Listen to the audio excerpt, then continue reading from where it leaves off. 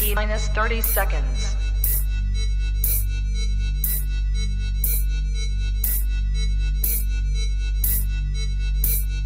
T minus 20 seconds.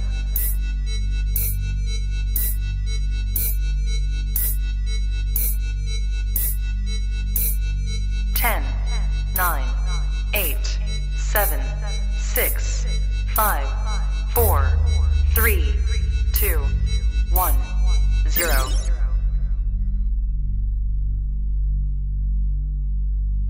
LadyChann! Fight!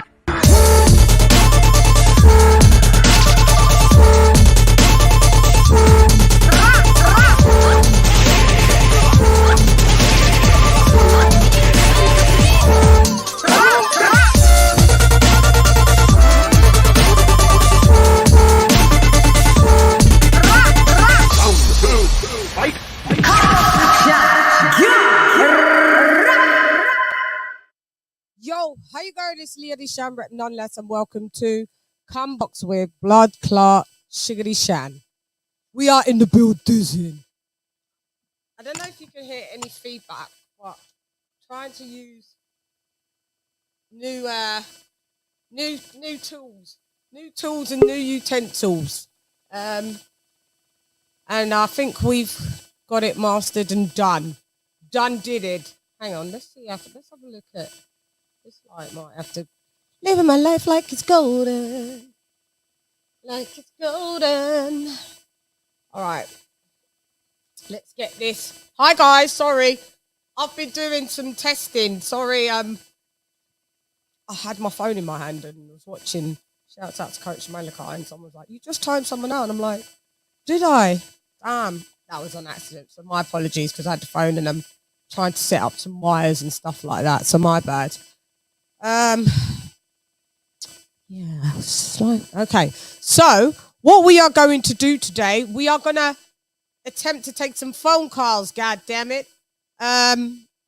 With the new kitty gadget.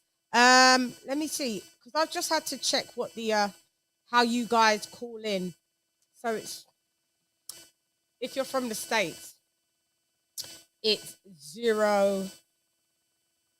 After dialing 011 011. I think 01179. Because the +44. 011. Someone please call 911. So it's 0. I think it's 011. I think we drop out the 0 when you're calling a mobile. You guys can tell me if this is right. If when someone calls in, I'll be able to see. So it looks a bit. I wonder if that is Kenny. Do you know if that's the international 011? I may as well get Kenny Ken in the building. Let me get my crew. Let me just get the band. Let me get my crew. I'm introducing, introducing.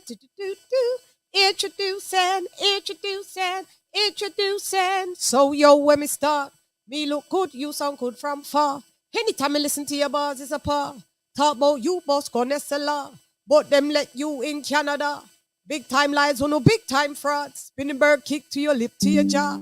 Don't try me, my youth, I'm a boss. Show me look along cuter just because. Sit down in a rhythm, mommy, sit down in a war. You a victim when me driving on me car. Dome sky eyes and your hoodie to the stars. Look pon him eye full up of water. Full off your mouth, call off your data. Serious thing, not time for laughter. You a black sheep, go call your baba. You a black sheep, go call your baba. We have Kenny Ken and Lisa Bales in the building. What up, though? How you doing? Hope you're good. Hope you're very good. Hi. Hey. How's everybody? Hey. I'm just trying to make sure that it says 011, then +44, but I'm wondering if it's just you can just call 011. I don't know whether is it +44.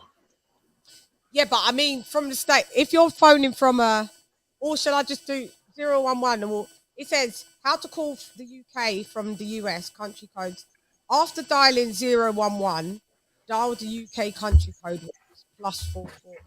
Okay, so looks like you have to do 01144.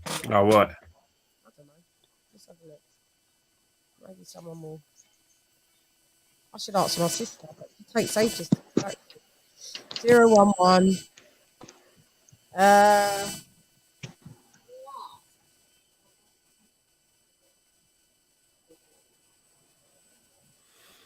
Let's see if that works. I'm not sure though. I'm not sure if it's that. Because I'm sure it's just 011. Because when I phone the States, we just do +1. So maybe they just do +44. They just do +44 then. Because if I just do +1, or if I'm phoning from a mobile, 001. Weird. I don't know. Hopefully, this is the way. Anyway, guys, thanks for joining me. Let me get the banners up. We had some good boxing, haven't we? So let me just get these banners going through. Beterbiev. Beterbiev. We've got Yeah, I hear a funny noise. Somebody said it in the chat too in your mic. Yes, it's me. I can hear. This is what I'm saying. Is that better? Yeah. Is that better? Less feedback like that? Yeah. Yeah. I think it's just my mic level's too loud. Yeah, I think that's I don't know. People in the chat still let me know. It's a little low, your mic level now, yeah. My mic level's lower, but am I clear still? Yeah, you're clear. You just gotta talk closer to the mic, I guess, here. Yeah. Maybe I just gotta find my gauge better than that. Joe Smith, okie doke. My turn, two. Nice. Joe Smith Jr. Bivol. We gotta cut this shit up. Bivol and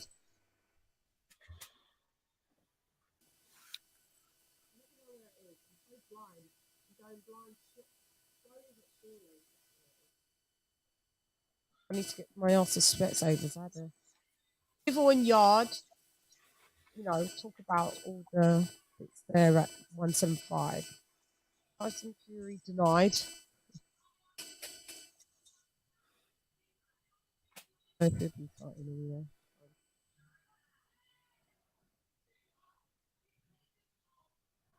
He's the favourite guy that I like to.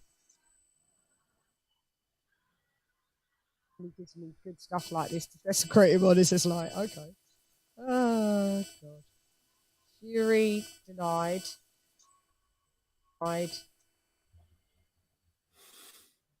Fury denied to America. Life is so good in America. In America. What was that again? West Side Story. Who remembers that? West Side Story. Yeah. Peace, did you see West Side Story? You have. Yeah, a long time ago. Life is so good in America. Mm-hmm. Yeah, I remember that. It was a good musical. Yeah. America. Uh-huh. Life is so good in America. Yeah. Okay, so that banner.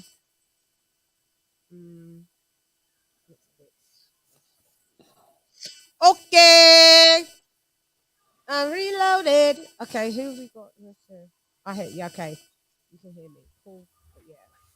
Okay. Let's. We're going to be having rounds of applause. I've got to see where it is. So we have got, let's shout out everyone. We've got G in the building. Cynical Dies in the building. Peter Gary in the building. Dr. P is in the building. LOC Doc is in the building. Truth and Facts Sports Talk is in the building. Yeah, this is I'm not a team. I remember that was our first encounter. Mic got a buzz, but you can hear me. Can you hear it? It's, yeah. Is that better? Hola, mi amiga Bella, ¿cómo estás? Yeah, todo bien, mi amigo, todo bien. Feedback on the mic. Let me know if it's still feeding back. So that looks like Sawab, Cox Boxing. Sawab in the building. Yeah. I was like, that looks like Sawab's your AV Sawab, but I wasn't sure if it was you. Sawab is in the building.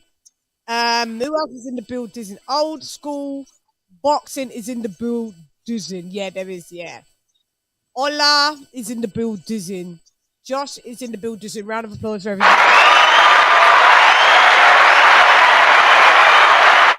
Okay. Well, we could do them without doing them on the screen as well. I could do both, which is all good. So, Kenny Ken, Lisa. Actually, let me those that can come in. This will be pinned before people start coming and talking about, oh, I couldn't get in. I don't want to hear it. It will still be. There will be. Sounds like an old printing noise. Yeah. I know. Is that better now? Is it a bit better? Trying to make sure the levels. Okay, because I've got so many different blood clot levels. And I'm on to levels. Let me see it from here. Hang on. Check. Okay. All right. So, cock boxing. That's so funny. That should be a check. That should be a better level. I think. You know, let me know. That should be a better level. There was something I was gonna do. Oh yeah. So pin. Let me see. Why don't it let you pin from? You've got to do it from the phone. It's so sweet. Just do it from there. There I am. Okay, so pin message to be able to go in. You know, I should have done there. All right. So. I think I had my pen and paper in the business, but I've got 1 second, guys.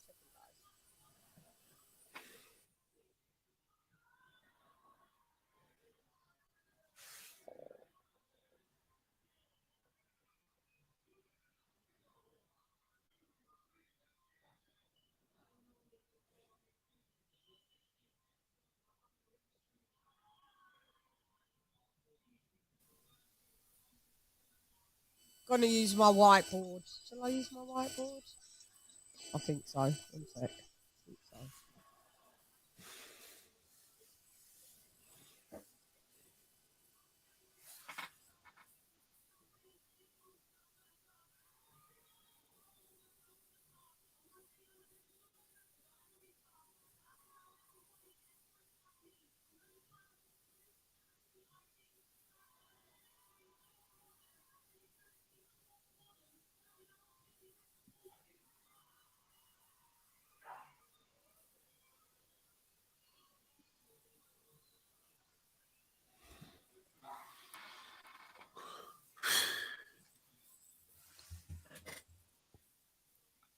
Because then the pen was absolutely under my desk, like at the back. Is it one of those felt tip pens? Yeah, for the whiteboard. Here we go. The whiteboard. Marker, the white marker. Yeah. All right, Coolio and my ink gang.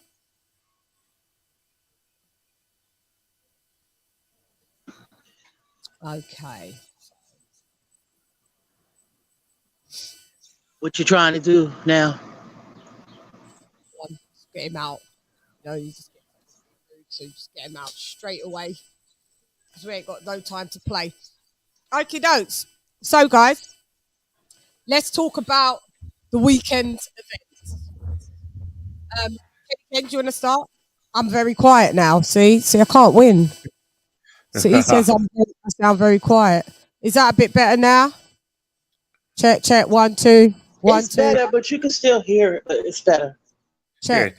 But he said I was quiet because I turned it down because of the feedback. Check. See, if I go up there, use feedback. I think the best way to do it is when we're speaking, probably mute yourself until we finish and you come jump in. I shouldn't have to though. That should be No, all right. no, it shouldn't have to. That That should be level should fun. be all right. It's Let's have a fine, but look. I think if they're getting feedback, that's the only thing I can think of. No. It's better now. Yeah, it's a little bit, but I was about to. Yeah, you should have did it. Should have just got him out of there. When he's being rude, get him out. Anyone being rude, time out or get out. Okay. All right. So, Ken. Oh, so Yes. I didn't watch any boxing on the Friday. I didn't watch the Nathan Gorman or anything like that. So I watched the bits of Nathan Gorman. I watched bits of Josh Kelly. Both of them won stopped their opponents. You know, did what they had to do. You know, Nathan Gorman. You know, like had his cousin there. You know, Josh Kelly's talking about a little bit of a sort of northeast derby with Lewis Ritson. But I think the fight that everyone was really looking forward to, and the fight that was really well promoted by Top Rank and Sky, was the fight between Beterbiev and Joe Smith Jr. because, you know, there was a bit of connotations as well. You know, is there going to be a unification fight with Bivol, or would you know, the next level opponent, which for the I think it's a WBO, Anthony Yarde get his chance. Yeah, so but talking of the fight, let's jump into but talking of the fight, it went as a lot of us expected, to the extent that a lot of we have to be honest, Beterbiev has got some monstrous power. He really is a very strong boy, and he hits extremely hard. And it's a bit sad because Joe Smith Jr. was a good champion, and he's a good puncher as well. But sometimes, man, when you have that sort of animal power, and I call it animal power because even the blows that weren't catching Joe Smith Jr. cleanly were putting him on his ass. And you know, can you imagine if he actually caught him cleanly? He'd have been out for the canvas and probably been in some hospital ward. That's how hard this guy hits. You know, like end of the first round, catches him with right hand, doesn't catch him cleanly, but a bit of a glancing blow because of the power and like the momentum behind the punch. He put him down, and you know, 3 times. You know, he went in. I think, you know, the commentator was very correct in what she said. That McCann and Meyer and Poucher as well was basically, when you get knocked down, you get hurt, your game plan goes out the window. And I think whatever game plan Joe Smith had, you know, he had to go to desperate measures to actually come on the attack because, you know, he knew that probably Beterbiev was going to come down his power, so he had to try and throw his right hands and try to get him on a retreat, but it didn't work because once you're hurt, you know, everything goes in terms of like your power, you know, your legs, your feet, and you mentally as well, because you're thinking, I don't want to be caught again. So you make mistakes. And I think that's what he did in the second round. You know, it went a lot quicker than what we expected. But, you know, this is a severe puncher. But one guy made a very good point to me. He's slow, but I think his power just covers up, you know, his lack of speed of hand or foot.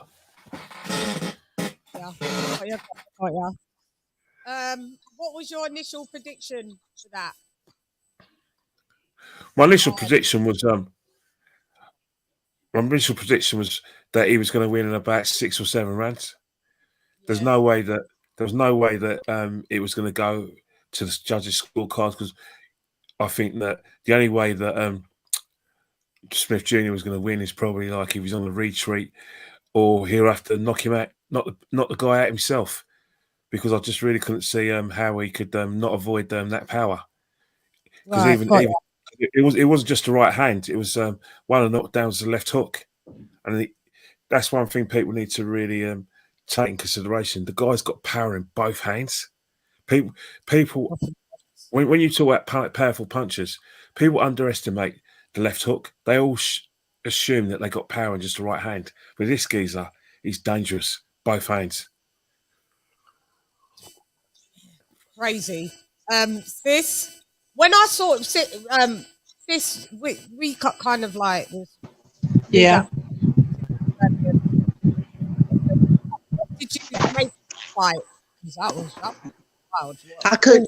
6 minutes of it. Your audio was, I couldn't hear you. Say that again. I'm All 6 listening. minutes, all 6 minutes of that fight. What did you Yeah. get engaged from it? I just thought he came in there, Beterbiev came in there and he wasn't working no overtime that night. He came in there and pretty much dismantled him in 2 rounds. He literally broke Joe Smith Jr. down in 2 rounds, and he made adjustments quick in the first round, like midway through, and he just kind of just started to you know step forward. Now, normally, Beterbiev is usually a slower starter, but I don't know if it's because of his last prior fight, what he went through, and whatever the case may be, but he just came in there and dismantled him, and his levels to this, and he's a dangerous fighter. He's got all of his fights is knockouts, 18 knockouts or whatever, 18 fights pro. So he's not coming in there to play around. He takes care of business. I know he's been dropped a few times, but it's Only like, twice. yeah, but I'm just saying, but it's what he does to his opponents. It's like he literally destroys them. So and I watched some of his training regimen yesterday. Somebody said it to me, and I was like, wow, some of the things he was doing, like I was like, wow. I was really impressed with some of the things that he do, as far as training and preparing and just the different things that he do. So, he's he's not a joke. No. He's all about business. Yeah, that's facts. And I So, predicted a 9th round TKO KO. okay. I predicted around 8. Yeah, I predicted around 8. In hindsight, he probably should have predicted a bit of a, yeah, definitely in the first 6 rounds, but that's just due to him usually being a slow starter. But I said, like, I've never seen anyone ever, like, well, so noticeably just adjust mid-round. Like, I always see people, like, fighters make their adjustments, like, once the bell rings, they go back to, end of round, they go back to their corner, and then they come out with the new adjusted from the previous rounds, the adjustment from their previous round. I saw Beterbiev, like, he was basically, I saw Joe Smith rock him a bit in the first round. The first half of the first round, Joe Smith, I'm not sure what shot it was, but he landed a shot. I would assume it's going to be his right, because that's Joe Smith's where his power is. That's his power hand. And I saw Beterbiev get rocked a bit, and then he was basically on his back foot and kind of like dodging the smoke. But I've come to realize the smoke he was dodging was like, he was literally thinking, right, as I'm doing this, I've got to readjust.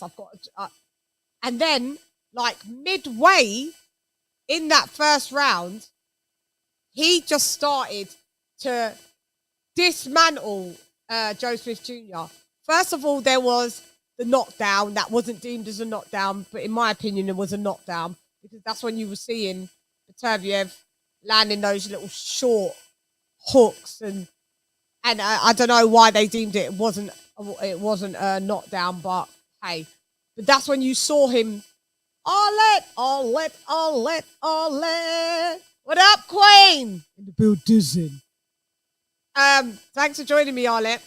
And his rhythm was so disrupted that he just couldn't get it back. And then there was like, I think there was like a left hook and then a straight right or something that knocked him. There was like 4 knockdowns or 3 knockdowns in these 2 rounds. And I think the second knock round in round 2 is the round that he couldn't, is the knockdown that he didn't seem to be able to recover from, because by the time that third official knockdown landed, like, it was just, I couldn't believe the ref just waved it off. And I was like, no way, this can't be done. But when I looked at the replay, yeah, he looked out of it, guys. He did look out of it. He really did look like there was no way that he could go. I've never seen, like, we've got to give him a round of applause, because that is a madness what Beterbiev did. Nobody could tell me nothing. That was the greatest adjustment mid-round ever. 18 rounds, like you said, sis. 18 fights, 18 KOs. Golden Olympian ×2. It was just mad to watch. Like you said, he weren't doing no overtime. There was just none. So yeah, I just want to say shouts out to Beterbiev. Anybody want to piggyback off of that, of what I've just said? The knockdown, the no knockdown. Yeah. I see Joe Smith, was it his trainer? There's an article came out earlier saying that he was hitting behind the head or something like that. Thinking that those shots were equilibrium shots, probably behind the ear or around that area, around that area. So those shots are gonna have you discombobulated, and like you said, after that second knockdown or whatever, you could see it, like he probably wasn't able to get his senses back. And those type of shots I've seen can really cause a lot of. It takes a fighter a while to get their senses back, but Beterbiev just capitalized off of that, and he just was aiming. He just took him out. Then the ref stopped the fight.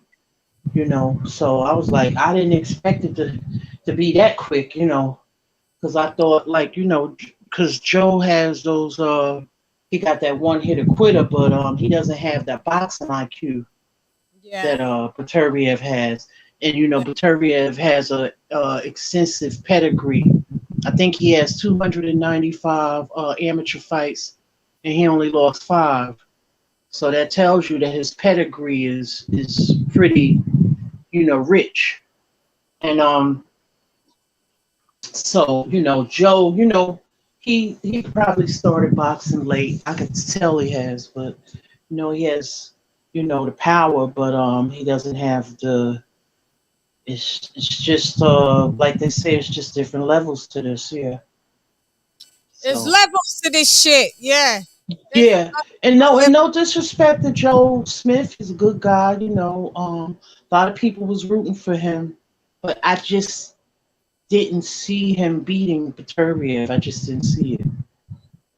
You've got a wind blowing. Yeah, I'm gonna pause. I'm gonna go on mute. Yeah, there it is. Yeah, we're all having audio issues here today in the building.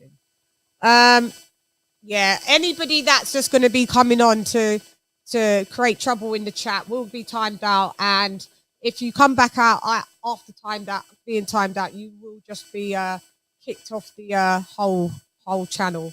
So I would advise you guys to behave today. I'm not in the fucking mood.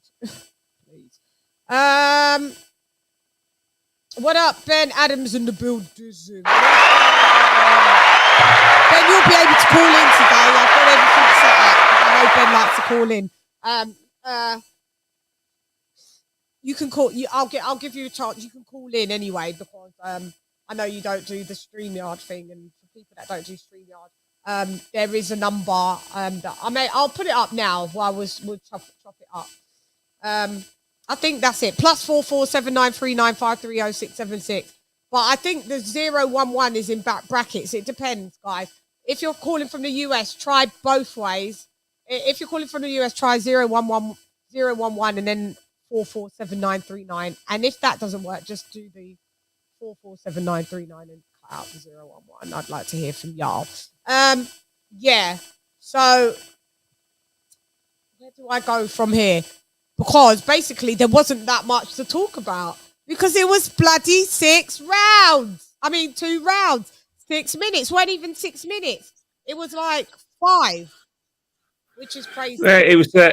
Yeah, let's get it right. But one thing we have to think about is that the thing we've got boxing to a certain extent is a bit like football at the moment, where the action is actually outside the ring in terms of preparation. I'm trying to ring. 1 second. Let's have a go, shall we? Hello? Let's get you through here. I'm from the UK. Can you hear? We can hear you loud and clear. Can you hear Ben loud and clear? Yeah, I haven't got too much to say today. Yeah, I called Coach Mao a little while ago as well, asking about Hugh Fury and Michael Hunter, what he thought, like why Hugh Fury pulled out.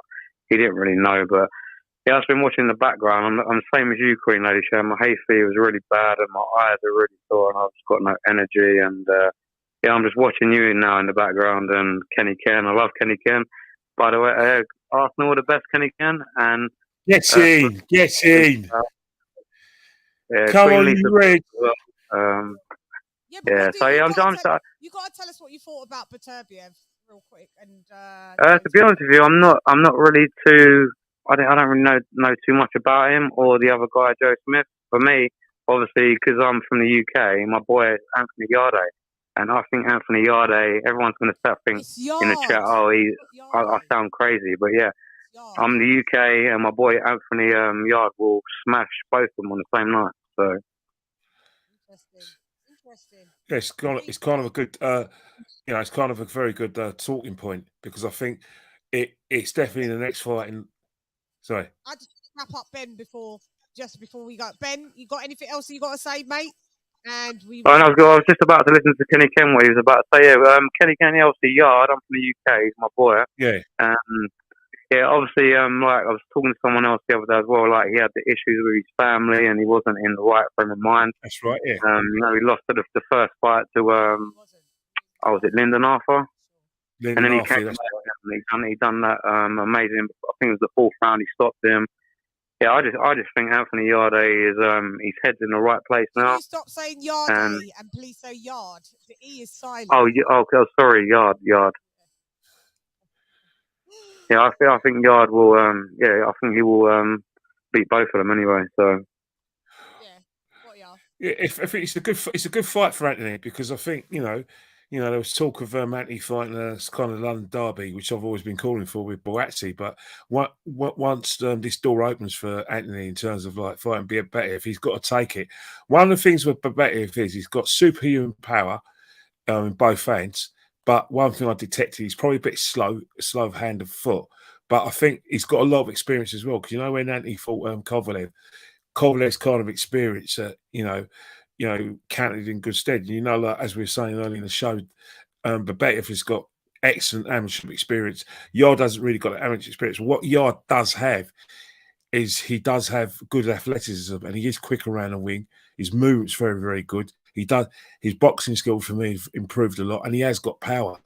And that's something that he's going to have to use, is that he has to be able to beat Beterbiev, in terms of like the speed of hand and foot, and he has to try and let him know about his power and get back on the back foot. Because what Beterbiev does really well is he walks through his opponents, and when he knows he's hurt someone, he's a ruthless finisher with both feet. In terms of Yard, we know he can take a punch. One of the things that we do worry about in the Yard is when he fought Kovalev is the gas tank. The gas tank ran out when he fought 3 years ago in Russia. So that's something that he's got to look at, him and them today. But it's a good opportunity for him. Yeah, that's very true. All right, Ben, you can call back. I just want to say before I go, Queen LadyChann, your hair looks amazing. You look like everything about you. You look amazing anyway. You always do. So.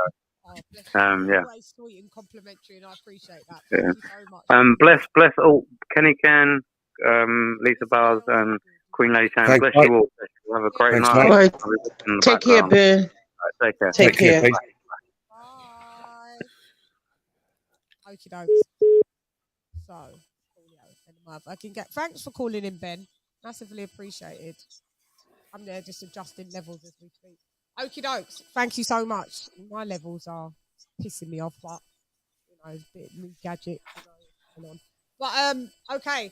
So picking up of what Ben has said, we have introducing, introducing, introducing Swap Boxing. Yo, what's happening, fam alarm?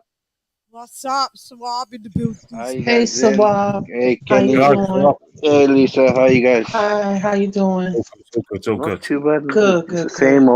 same old, just a different day, I guess. Yeah, I know. Just Bob Arum talking a lot of shit. Well, what did you first of all Oh yeah. about the fight? Did you watch it, Swab? Did you watch the Joe Smith and Beterbiev? I just, as usual, I fell asleep. Oh, you ain't watched it? Oh, okay. Well, I accidentally fell asleep. conversation until we get to which we're gonna talk about. Okay, so with this fight happening, we've now got a unification of a three belt unification because Joe Smith Jr.'s, I think he was the WBC champion, belt got swiped. So now we've got who we got now is going to be they can either go for undisputed with Bivol plus Beterbiev, or they can do what we're going to hopefully, I think we're getting is Yard versus. That's been announced, hasn't it? So I think that's the one. It's been confirmed. It's been confirmed. It's definitely happening in October. So they want to sort of get that fight in London. Yeah. So we can go from there. All right. So Suab, you know you've seen Beterbiev fight and you know what Beterbiev's about. So you can. Of course, he's a bad man. So Yard v Beterbiev. What? Yard, I hope. Let's just say this. I hope he doesn't get killed. He's gonna get knocked the fuck out in I think 2 to 3 rounds. Yard is not on that level yet. Come on. I don't think Yard can even beat Joe Smith. Yard won't beat who's his other brother that fought? I think the last two they fought in the O2. So Joshua Boatsi. He won't beat Joshua Boatsi. Yard won't beat who's the brother that he faced? Joshua Boatsi. Spider. It was Spider. It's Spider Richards. Yeah, Spider. He's not gonna beat Spider. He's not on that level yet. Who has he fought? He went fought a beat up old Kovalev, and Kovalev beat him the fuck up, and then he came back. He fought who is it? I'm so bad with names. Lyndon Arthur. Lyndon Arthur, that's it. Yeah, he fought Arthur. He lost by points, and then fair enough, he came back and he beat him. I think he knocked him out. But you know his level. His level is at C. He needs, and Beterbiev is A plus. So that's the levels we're talking about. Well, I mean, he's got himself into mandatory position, so Based on what? What has he done to become a WBO mandatory? Just because he became the mandatory because of I think Warren. Warren has a good connection with the WBO. That's the only reason. And when that fight comes around in October, it's going to be almost a year since he fought. Waiting for a mandatory. Who does that? Yeah, I know. Oh, that's what I was disappointed in. That's what You know what I'm saying? Because I was like, that's just disappointing. Him waiting that if he really wanted to prove a point, he should have faced Joshua Boatsi for 1 million. yeah. He should have, but obviously Frank Warren is not going to let him, and they don't want him to fight on the zone. I don't see these promoters' problem with the zone. Why do they have to lie so much when they know it's not the truth? The zone is the daddy when it comes to it. Sky Sports, ESPN, Showtime, BT Sports, they're all national. The zone is international. There's a difference. The zone is worldwide. It's in Germany, it's in Spain, it's in Italy, it's in flipping Japan, it's in probably might go to China soon. I think it's already in Australia, all over the world. Tell me which other I think promoters all over the world besides Eddie Hearn. I don't know. But what I do Exactly. know is I'm not fighting their fight. They want to fight amongst each other. I'm just gonna be a boxing fan. You know what I'm saying? Because all I'm seeing is the fans is fighting amongst each other. You know what I'm saying? About this, that, and the other. And at this point, it becomes ridiculous. What's the I've always said I would never promote. Hold up. I'm for what's best for boxing and the health of boxing. This is ridiculous. The stuff Bob Arum was saying yesterday. Just to add to your point, I also agree with you. I don't blame these promoters. Do you know who I hold accountable to all this bullshit? It's the fighters. Ooh. Bro, you're your own boss. You say you're your own boss. So be your own boss. Don't bring these like look at him with Beterbiev. Beterbiev, he wants a thing to fight Bivol, but his promoter is not letting it happen. Beterbiev said in the ring, "I want to face Bivol. Easy work." But then what did you hear straight after? Okay, the fight is set for October with Yarde.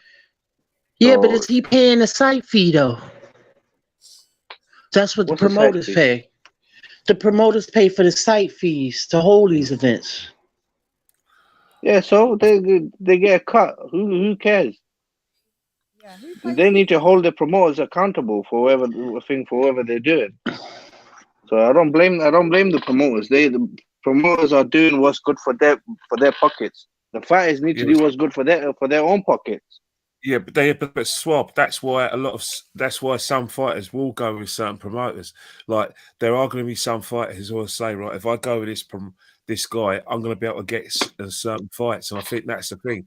You know, a lot of promoters nowadays they don't want to share in the pie. Their TV stations don't want to work with each other, and I think the thing that I do agree with you on, because sometimes my views on Mr. Hearn and everything, but one thing Mr. Hearn's correcting is that, I think, one thing that is correct is that the zone, because it's got fingers in quite a lot of sports, is, Japan, football's the big sport at the moment, so they got exclusive rights to the J League. In Spain, they got, they're showing Premiership football to Spanish people, and in Germany, they got they're showing the Bundesliga, which is the biggest thing in Germany because football's god there, and they just had that they open up their streams to Australia. So yeah, they are going around the world, and I think obviously I've said this many times, and I think Bob Arum is probably one of them.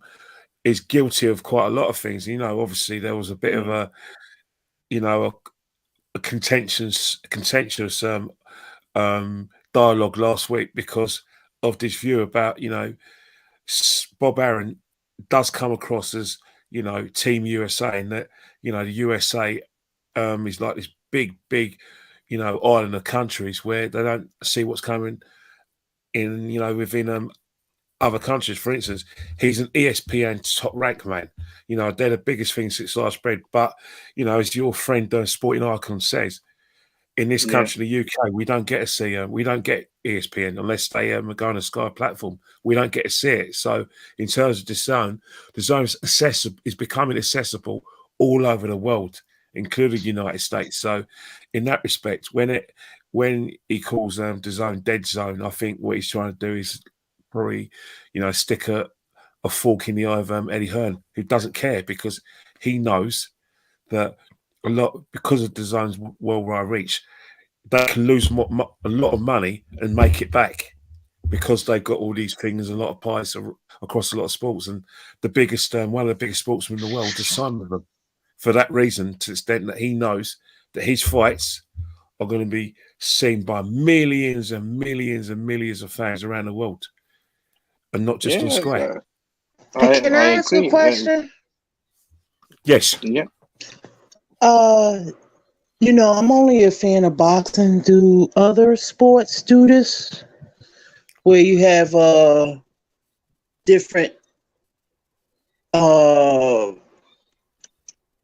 promotional right? Do they do this too? No, not at all. No, it's just one governing body. Yeah.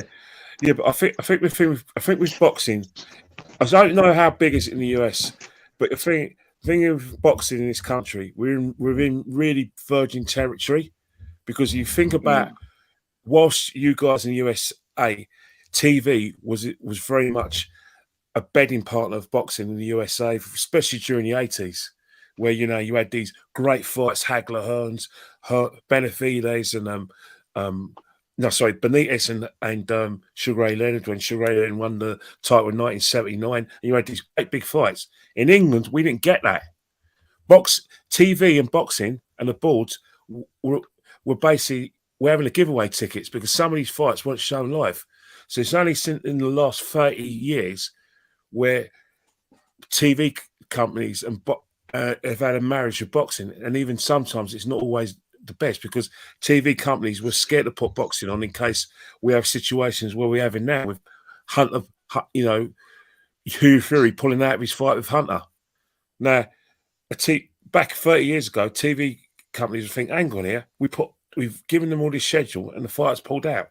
What are we going to do? So TV weren't a great bed part of the boxing. So in England, it's only happened in boxing because TV and boxing haven't been good bedfellows. But in other sports like rugby, football, tennis, they've been good bedfellows. So that's why it will never happen in other sports in this country. Yeah. Tony Lyon says, no, Lisa, only in boxing, in my opinion. Crazy. Yeah. Because I don't think it was just the NFL, wasn't it, or something else, or I forgot.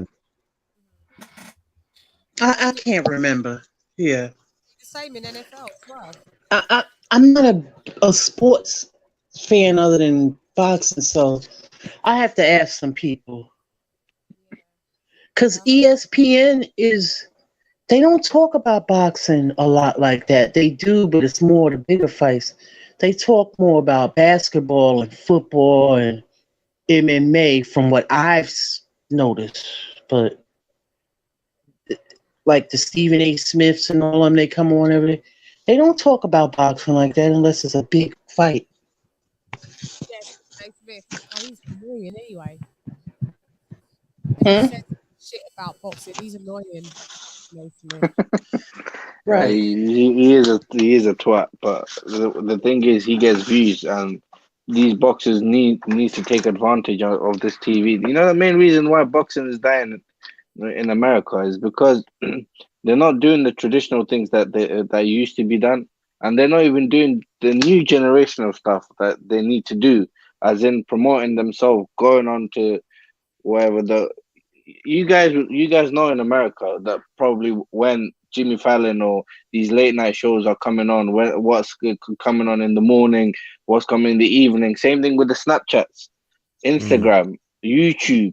You know what I mean? There's other people out there that you can reach yourself. You can collab with people. You need good managements like that to reach you out to. There's people out there like a boxer can easily go meet KSI here in the UK. A boxer can easily go on a podcast with Logan Paul. Just say some shit about Mayweather or something else.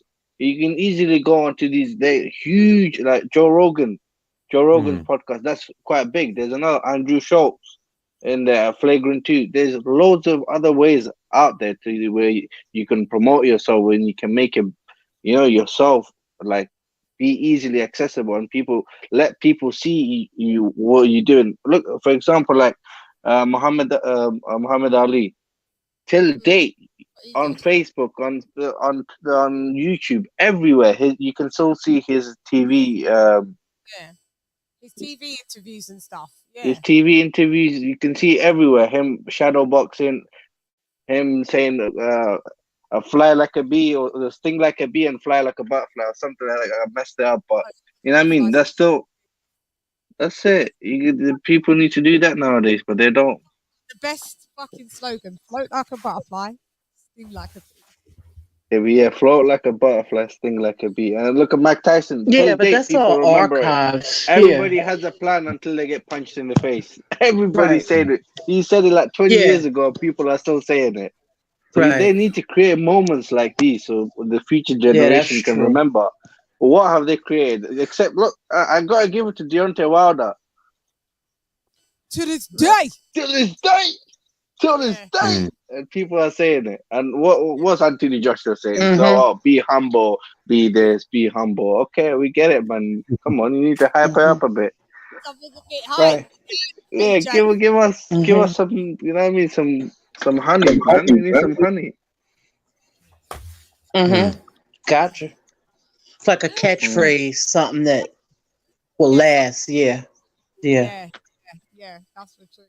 Yeah, like we've had Caleb Clark. He's he ain't ever living this one down. So this is it.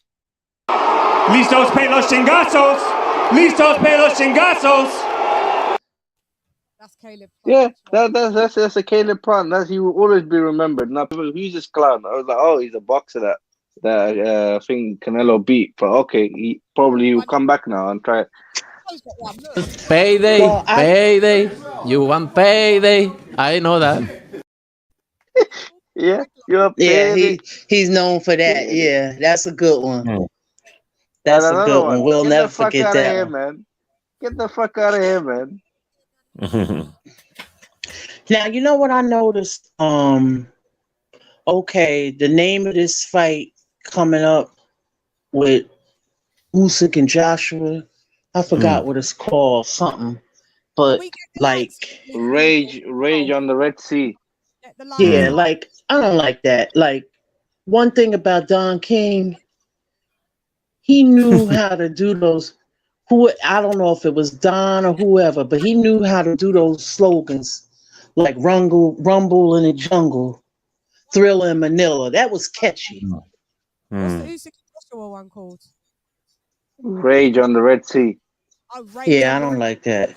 Yeah, That Rage on the Red doesn't. Sea. Yeah, that doesn't. No? Yeah. Rage on the Red Flipping call it 9/11 or something, bro. Make him more catchy. Nah, I I'm don't sorry. like that. That's a dark joke. That's a dark joke. I'm sorry. Yeah, I like Don King's the way he did it better. Rage on the Red Sea is not a bad thing. That's where they are. Yeah, it's all right, I guess. There's nothing Yeah, special, but but it's not catchy. Yeah, it's not catchy. Like Thriller in LadyChann, you need to fix Manila, your you'll mic, you know. We always can't remember hardly that. hear you at all. Yeah, we can hardly hear you, sweetie. Thriller in Manila. It's Thriller in Manila. There you go. With some feedback, then I just Yeah. And let Thriller them in deal Manila. with it. Right. Thriller in Manila is because it was in Manila, Philippines, and it's easy to ride. Yeah. That way. I mean, And where they are, so where the Red Sea is. So I don't mind the Red Sea. And I'm good at thinking of little taglines. I couldn't think of anything else if you're going to put the country or the landmark. What you could do? What were you going to do? Saudi showdown. Like, you know what I mean? The Rage in the Red Sea is the best that you're going to be able to come up with, I guess. I don't have a problem with it. I think it's quite catchy. Rage in the Red Sea. And then we had Dillian White when he was in on the Rock of Gibraltar. He was in. They had their tagline that was like that. I can't remember it. Maybe it was a good one. But no, I don't mind. You can only work with what the place is called. Lucky that Look at the last Don King's one. You know what I mean? What was that? Freedom fight? Rumble in Zaire. That didn't rhyme. But, Rumble in the jungle. no, Rumble in the Jungle. Yeah, see, you're lucky because the landmarks. Oh, that's Don King, isn't it? Yeah. Yeah, Don was the best at that stuff, or if he did it. Yeah. But those are the only two that stand out in the whole of history. So that's only two that. It was another one too. I forgot the name of it. But that's my point. See, there's only two. So clearly tags haven't been that monumentous if we can only think of two out of how many thousands of fights that have happened. It's the moment more than the tagline, is what I'm thinking, because I can only think of two. Thriller in Manila, Rumble in the Jungle. Right. Chan, one thing I was surprised about when it came to the Beterbiev fight, like how quickly it ended. I didn't expect that to happen. Was it maybe Joe Smith didn't show up properly, or Beterbiev didn't let him show up? Like, he didn't give him a chance. Because as the first round, I think I saw the replay. The first round, Joe was doing something, but when that overhand landed on him, I think his tempo went, his head went. But I think fair play to him. The ref stopped it. Otherwise, he was going to keep going. That motherfucker has heart. So, what do you guys think? What do you think it was? But Joe Smith didn't show up, or it's just Beterbiev is that great and No, it's underrated? power. It was just the power. The power. You know, the power is just it's just natural. You know, some people got power. Some, you know, the fact that, you know, you're talking about the one where he lost his equilibrium, the glancing blow. When the glancing blows, or what we used to call the slaps, hurt, then you know you're in deep trouble. And that was the massive big problem for Joe Smith Jr. Any plan he had for the fight, he went when he got knocked down in the end of the first round. He knew that what will happen is the guy smelt blood, so he had to come with his own kind of game plan, trying to force the fight, throw his right hand as well. But you know, when you're in that much, when you're hurt and your sense is not there, you're not. The guy couldn't just walk through his power, and that's what happened with Joe. The guy just walked through him and took him out. Yeah. I think it just didn't have no answers, mate. None. Just it's nothing that you can do against that beast. I think they was basically being the slow starter, and Beterbiev thought, not on my watch. Today, I'm just going to do the opposite. Yeah, in my opinion. But but you know what? Oh, I'm sorry. Go ahead, sis. No, I was gonna say, I don't know, like people saying as far as Joe Smith and Anthony Yarde, I think that would have been a good fight. I'll give Anthony a chance in that. It's like a 50-50. I mean, it's always Joe, but they both have power. Yeah, but I'll give Anthony a good shot in that. Out of all of the lineup, I would have gave Yarde the most shot with Joe Smith.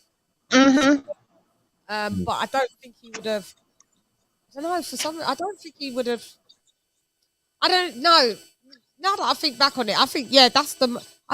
We did say that. That's the. I don't know. There's a part of me. Yeah, maybe it's 50-50. There's a part of me. I didn't think that Yarde would beat that version of Joe Smith, because it's styles that makes the fights, and they're both just bangers. So yeah, 50-50.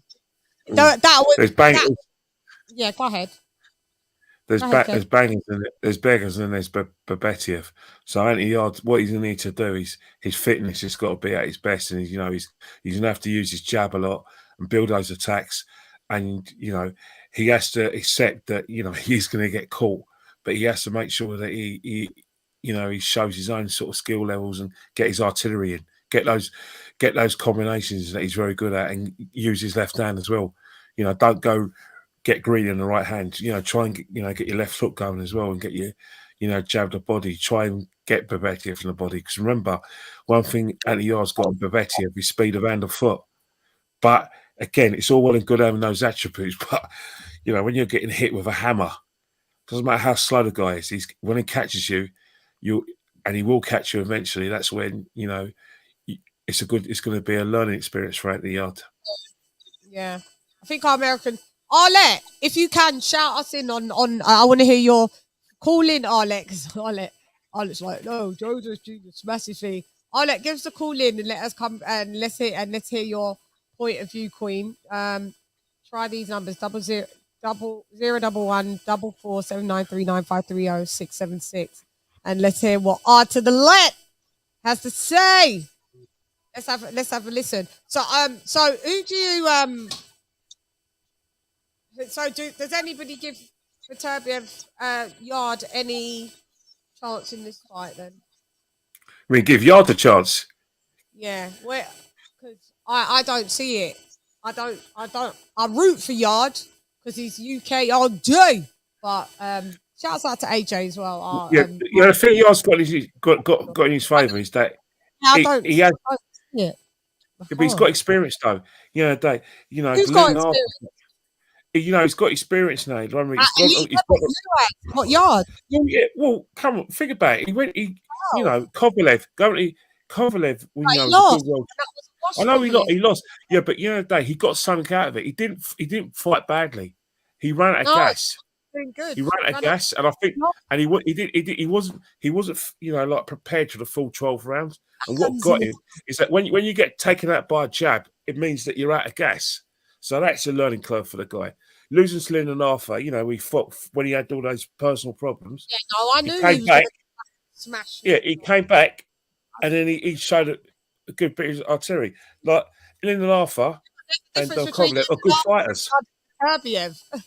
Yeah. All right, maybe so. Even so, that's like saying, well, Anthony Joshua beat Andy Ruiz, so that means he beat Usyk. No, it doesn't mean like that. That's the same equivalency, in my opinion. Yeah, but it's not really. One's a golden Olympian. They're both golden. They're both golden Olympians. Usyk's a golden Olympian. Beterbiev's a double golden Olympian. Yeah, Andy is not an Olympian, and neither is and hadn't had. He's had a bit more of more amateurs than obviously than Yard, but it's the same bracket. You can't say that you go from fighting domestic and then you're like, but you've been at the level. But what he can do is that I've seen a lot of fighters that when you don't give them a chance, what will happen is that because of the opponent they fight, that's when that's what brings that can bring out the best of them. I don't think that Anthony Yard's going to win, but if you think that hopefully Anthony Yard will train hard, get his game plan in and just have a go, because he's got nothing to lose. He's got nothing to lose. If he wins that fight, he can basically run the whole division. So that's what got to be percentage do you give him winning it? That's what I'm saying. Everyone round the panel. 25%. You know what? 25%. Lisa, then Suave. What? Anthony Yard and Beterbiev? Yeah, what percentage would you truly? 25-15, to be honest. 25-15. And Suave, what percentage would you give Yard beating 5% if he lands. Only if he lands 5%. Now, honestly, this is a complete mismatch. I don't know what Anthony Yard can do to get into Beterbiev. What has he shown us for us to see that besides power? But everybody has tried that with him, though. But Beterbiev is going to come to you. He's not going to let you land. One thing we need to get straight. Beterbiev is a skillful boxer. He might be a pressure fighter, but he's skillful. Yeah. He's very underrated. Yeah. Now I have to. I'm no Kovalev supporter, but Kovalev got one of the nastiest jabs when he was really on his A game. He had one of the nastiest long jabs out there. It was a power jab that pushed you back. Yeah. Yeah. But at that point, he wasn't that Kovalev anymore. And if you can't beat that Kovalev, like, how are you? Puncher's chance, but you always get backlash when you tell the truth. But puncher's chance, maybe. But I've got another question for the panel. Do you think we'll ever see the undisputed fight between Bivol and Beterbiev? Yeah, different sides of the street. Bob said if it was Joe Smith Jr. was going to win, he wasn't really. Joe Smith Jr. was with Bob, right? Yeah. I don't know. Yeah, he said he was going to make that fight. Bivol would have to come over there if Bob was willing to do business here. So this is where Bob always comes and fucks up everything. So I don't know. So in a way, did you see the interview with him? Mm-hmm. I was asking sis. No. Okay. Nothing. You didn't see that interview? I call it Dark Zone. It's Dark Zone, not the Zone. It's Dark Zone. I saw a clip of that one. Yeah. That undisputed though, or whatever. Was he saying anything about that? What do you think, Kenny? You think we're going to see that fight? I hope we do. I hope we do because you really there isn't anywhere from Bivol or both of them to go. If Beterbiev beats Antiana, and we know we think he is, and I think deep down we know he's going to beat him. There's no other fights for either fight. It has to be the undisputed. You know what I mean? So I hope we see it. Bob Arum might be around forever, and I say that, but as long as Bob Arum's around, he'll try and block it as much as he can. But again, one thing about Bob Arum, ESPN is ESPN, DAZN's DAZN. And at the end of the day, money will talk. If DAZN carry on doing what they're doing, getting all these subscribers and getting all these views, as you said before, maybe a boxer may make his decision and say, you know what, there are, designer offered me big money. Sorry, mate, I want that fight. I'm gonna go over to them. People might call me a lot, like they say to me, like Alexis, he loves Top Rank. But when it comes to me, I like Eddie Hearn like more compared to the other promoters. Why? He could have held Devin Haney in, in contract, and he could have left him there to suffer, but he didn't. He let him go. He goes, oh, go on. And I think he's going to do the same thing again with I think Bivol. He done it with that female fighter that is fighting. I think what's her name? Maya and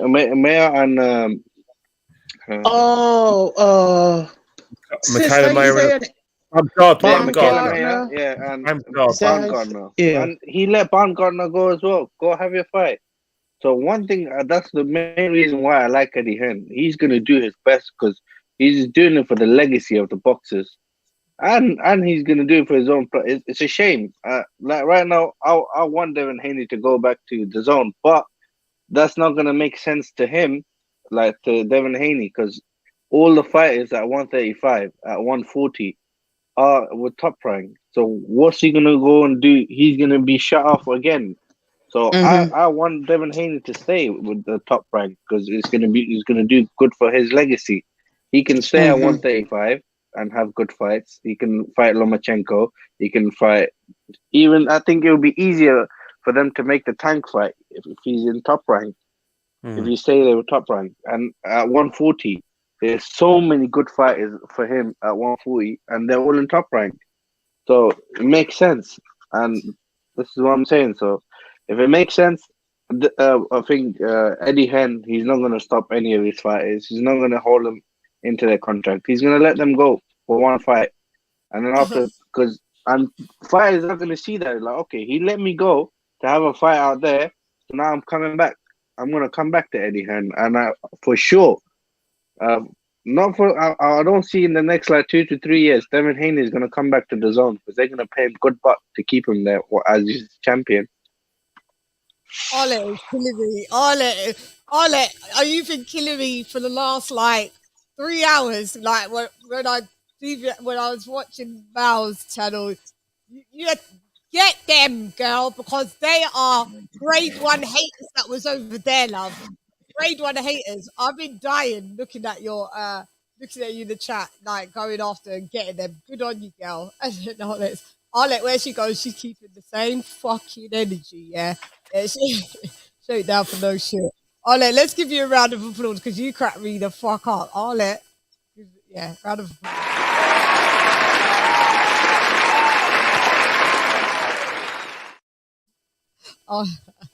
Arlette is in the building. Oh Lord. Okay, so CHANN, what do you think of Laura?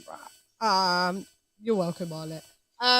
Okay, so we're all right. Where does Anthony Yarde go after? Because having 2 world title fights, in the space of 20 odd fights is a rarity.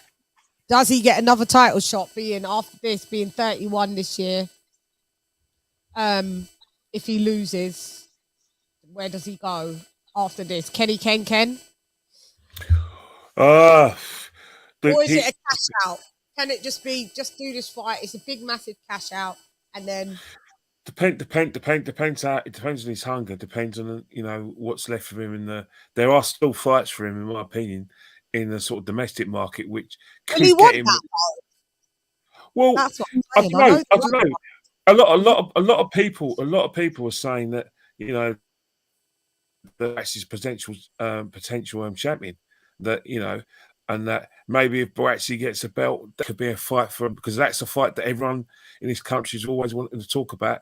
Whether it depends on whether Anthony Yarde is damaged goods. Depends how he loses against Beterbiev. If it's the sort of fight that Suave's going to think it is, where it's going to be just what we call a cash out or a beat down, whatever you want to call it, Suave, then he probably would be damaged Getting goods, and knocked the fuck out. that in itself.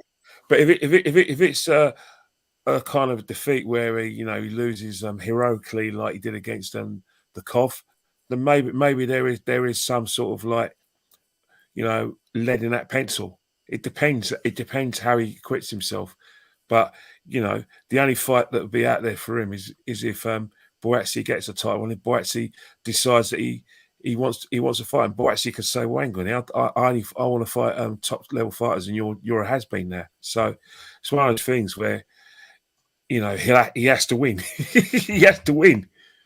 There's no going up, sugarcoating this. Find a way. He ain't gonna win, but the good thing about boxing, we can always prove wrong. That shocks do happen in elite sport. Yeah, I know. Shouts out to Blood Boxing in the building. I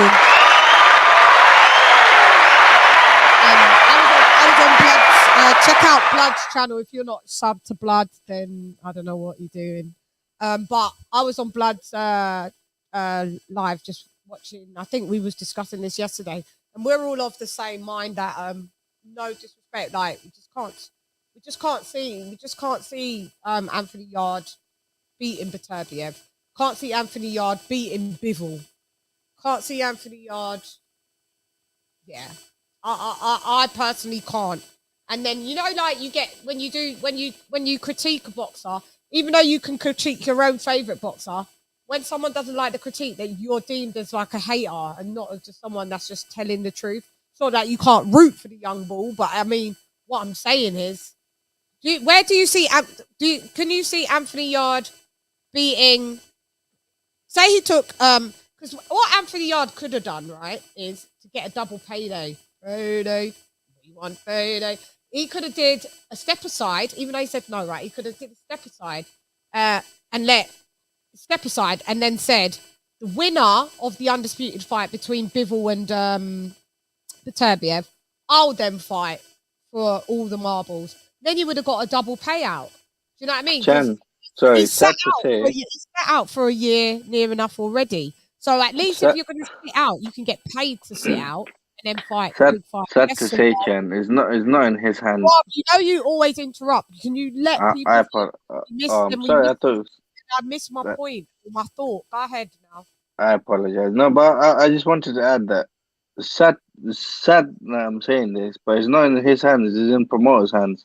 Where these fighters nowadays, they're gonna do what their promoter tells them to do, unless if they're with Eddie Hearn, then it's the opposite way. If Frank Warren told him to sit out, and he sat out, yeah. Beterbiev got told to fight Yarde, and that's what he's doing. That's the sad truth. But do you think if he really wanted to, he could have? Even Swab, he could have did this. He could have did this. Hear how sick Yarde's run could have been. Yeah, he could have fought Boatsy for that milli, right? Cleaned off Boatsy if he thinks he could clean off Boatsy. I think that he could have, just beat Boatsy. That's a high probability. You would have got your £1 million for that, yeah. Then you could have did this step aside for you because you would still been WBO Mando, right? So then you would have did your step aside for this. You would have probably, I don't know how much the money would have been, say couple mil this time, right? Couple mil, 2-3 mil even. And so that would have had you like 4 million up.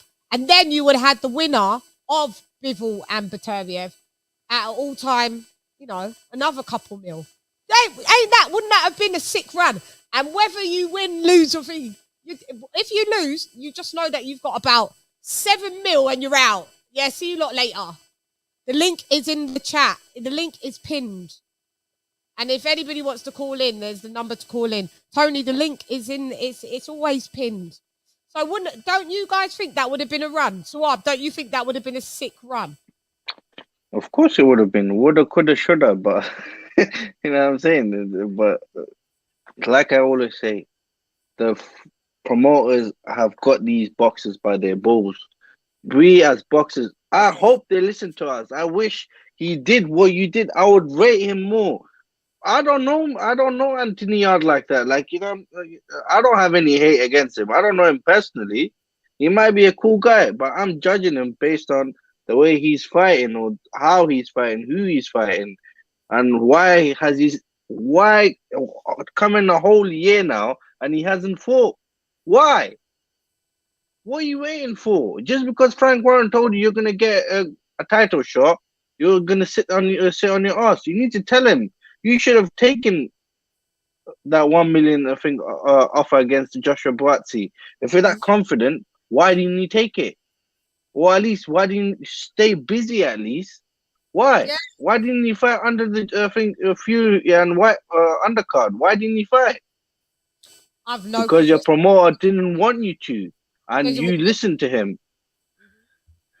Yeah, but you know, I think it's Swab. I think with boxers nowadays, there's a lot of arse protection. I mean, you know, one of the greatest examples of fighters putting themselves at risk and taking one risk too many. Oh, sorry, one risk too many was Dillian Whyte. Dillian Whyte. Let's not forget what happened with Dillian Whyte, and you know, you all know what happened, didn't we? You know what I mean? Where he took one risk too many, he got knocked out, and he had to come back and you know, like rewrite that wrong. So that kind of put him back for me in terms of like, maybe if he didn't get knocked out, he would have probably fought for a world title a lot earlier than he did. But we never know in boxing. I think what boxers do nowadays is that they're not going to risk that position. You know, if any, you know, because simple reason is that once you risk that position, that's it. It's gone. All the planning, all the you know, sub agreements that, you know, promoters will have said, right, if this happens, then what will happen? If this happens, this guy wins his fight, right, you're next in line. So basically, don't risk that position. If you lose, then you go further down the rankings, and that's what fighters don't want to do. They don't want to. They want this opportunity because winning a world title or fighting for a world title changes lives, changes your life financially. You know what I mean? Just being in a world title fight, and I think fighters don't want. I agree with you, Kenny. I agree, but the thing is, I lost my train of thought. But the thing is, you know what I mean, Bob Arum and these lot, they're not going to let you know what I'm saying. Look at Dillian Whyte. Okay, he got knocked out by Povetkin, and he came back. He came back and beat him because he knew he can beat him. That was just a lucky punch that landed, or whatever. Beautiful. Povetkin was getting beaten up by Dillian Whyte when he got stopped.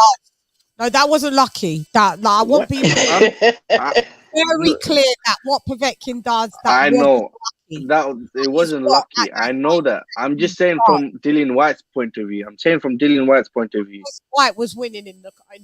Yeah, White was winning the fight, and then he landed a lucky punch on me, and I'm gone. So he knew he could beat things, so that's why he took the fight. So if you know you can beat the guy, and you come back. So these excuses don't really mean anything. This just shows that these boxers nowadays, they don't have the heart. They're just doing it for the money, I guess. That was a clinical knockout. Perfectly timed uppercut. That's what Povetkin does. Wow. I did that on my report. I was like, because I kept hearing lucky punch. I was like, anybody that knows boxing, that knows Povetkin, knows that is his punch. There was nothing lucky about that punch. We've got introducing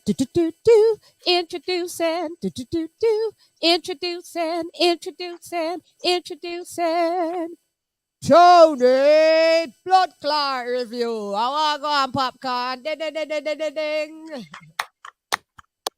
Let's give it a round.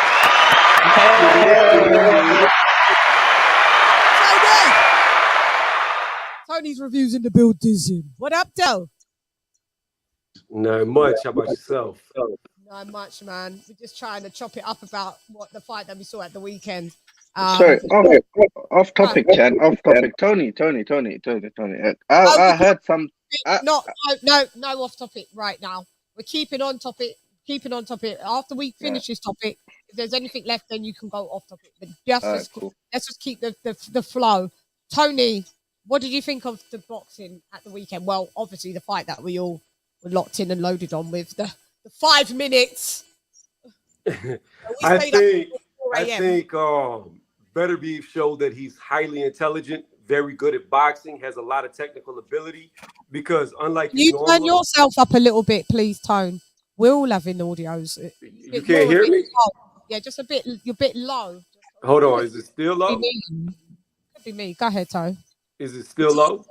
No, yeah, I think that was me. I can hear you, bro. I can hear you good. Okay, cool. So what I was saying is, I think Beterbiev showed that he's a highly intelligent boxer, very technically skilled, and he did something different in this fight. He went on the back foot, counterpunching Joe Smith as Joe Smith was coming forward, which is the opposite of how he normally fights. He's normally seek and destroy, and in this one, he let Joe Smith do all the work for him. Yep, that's what I said. Did you see how he adjusted mid-round? From being on the back foot, he still won that round being on the back foot, but on the back foot, first of all, because he kind of got caught with a shot from Smith Jr. that kind of shook him a little bit, that made him kind of like the back get off the bike. And then all of a sudden it was just like Super Saiyan mode activated. And he just it was perfection personified. Like I was like, wow, like I couldn't believe it. Yeah, so I saw that from him being on the back foot, kind of needing space to see, like, how am I going to make adjustments? And he made those adjustments, but like you said, still stayed on the back foot, but it was very much, he was the counter puncher, and he managed just to drop dude, like, twice, one officially, one unofficial, in the first round. Yup. Like, that was wild. That was crazy. That was crazy. I don't know. I thought Joe Smith. Shouts out to Marcus Brown. You know why? Because he lasted way longer. He was in the building for like 7 to 9 rounds or something like that. Yeah, but Marcus fought smart. He went away from the power, whereas Joe, all he knows is come forward. But the thing here is, I would say Joe Smith is probably the most durable fighter in that division. By far, I think he's the most durable. And you see what happens when you come forward against Beterbiev. He breaks you. It don't matter how durable you are. You just fall apart. I'm still shouting out Marcus Brown because he still did a damn better job. Yeah. Marcus is a good boxer. You know, I really like Marcus when he beat Badu Jack. Since that day, you know, after the press conference, I saw like, okay, this guy's going to beat Badu Jack. And then after what he did to him, bro, he split his head open almost. So. Yeah, ratings like an axe. Yeah. Face was a mess. Gave him 1 round. The doctor said, "We'll give you 1 round for real." And he did a Brad Crawford and just said, "All right, Super Saiyan mode activated yet again, and I'm just going to get you out of here." And he did. Crazy. So that's what I'm saying. When people are saying, "All right, Tony, what chance do you give Anthony Yarde to beat Beterbiev?" I'm gonna tell you something, Chan. I give you more of a chance to beat him than I do Yarde. Look.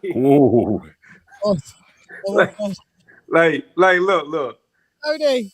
I'm gonna say this. Like when I went with Usyk over AJ, right? There was always a threat that AJ could beat him, but there was a good chance that Usyk could win. When I was saying that Kambosos would beat Haney, Kambosos was undefeated, beat Tio. There was a threat there. There was a logical reason to think that Kambosos could win. When I said Rolly on your channel, if you want to count that, even though I didn't do an official prediction, when I said Rolly could beat Tank, there was a logical reason behind it. He was undefeated and he outboxed Tank until he got caught. He was winning every round, hands down. The thing with Yarde is there's no logical reason to give him more than a 1% chance. Like I've seen him step up. Like if you give Yarde another, if he stays active, because he hasn't been active at all. So by the time this fight happens, would it be out of the ring at least 12 months? At least? Yeah, it will be just. It'll be 1 year. Just Okay, from. so 12 months. So you got a guy who has stamina issues being removed from the ring for 12 months. That's already bad. That's not good at all. If you have stamina issues, you want to be more active. That way you're used to it versus doing whatever you do in the off time and then getting in there. Secondly, I've seen him step up in 2 fights. One was elite level, one was the highest level of domestic British. Both times he came up short. He got sparked by Kovalev, and in that fight, he only had one successful round. Outside of that, he did absolutely nothing but get beat up. Then I watched the fight Linden or Leiden, however you want to say his name. I watched the fight Arthur, and he got outboxed. Easily outboxed the first fight. Granted, he did beat him the second time, but here's the thing. You don't get second chances in a title fight. You get one chance. And based off his resume, based off of his history, both fights where he stepped up, he came up short. I don't think he's ready. Yeah, I'm of the same ilk as you. I think the same thing. And I'm from the UK, so it's like, you know me, I just call it how it is. I can't or cap. Would I like to see him win? Hell yeah. But do I think the possibility is it's just like when it was Callum Smith going to fight Canelo and Billy Joe Saunders going to fight Canelo? I just gave like 15% chance of them getting that win. You know, and I was right. I got a load of backlash, but I was right. You know, so although I could root for Yard, I just don't see him being able to beat Bivol either. So I don't know. Would you do you think Yard beats Joe Smith Jr. then? No. Oh. I don't. I'm gonna be honest, like, because here's the problem.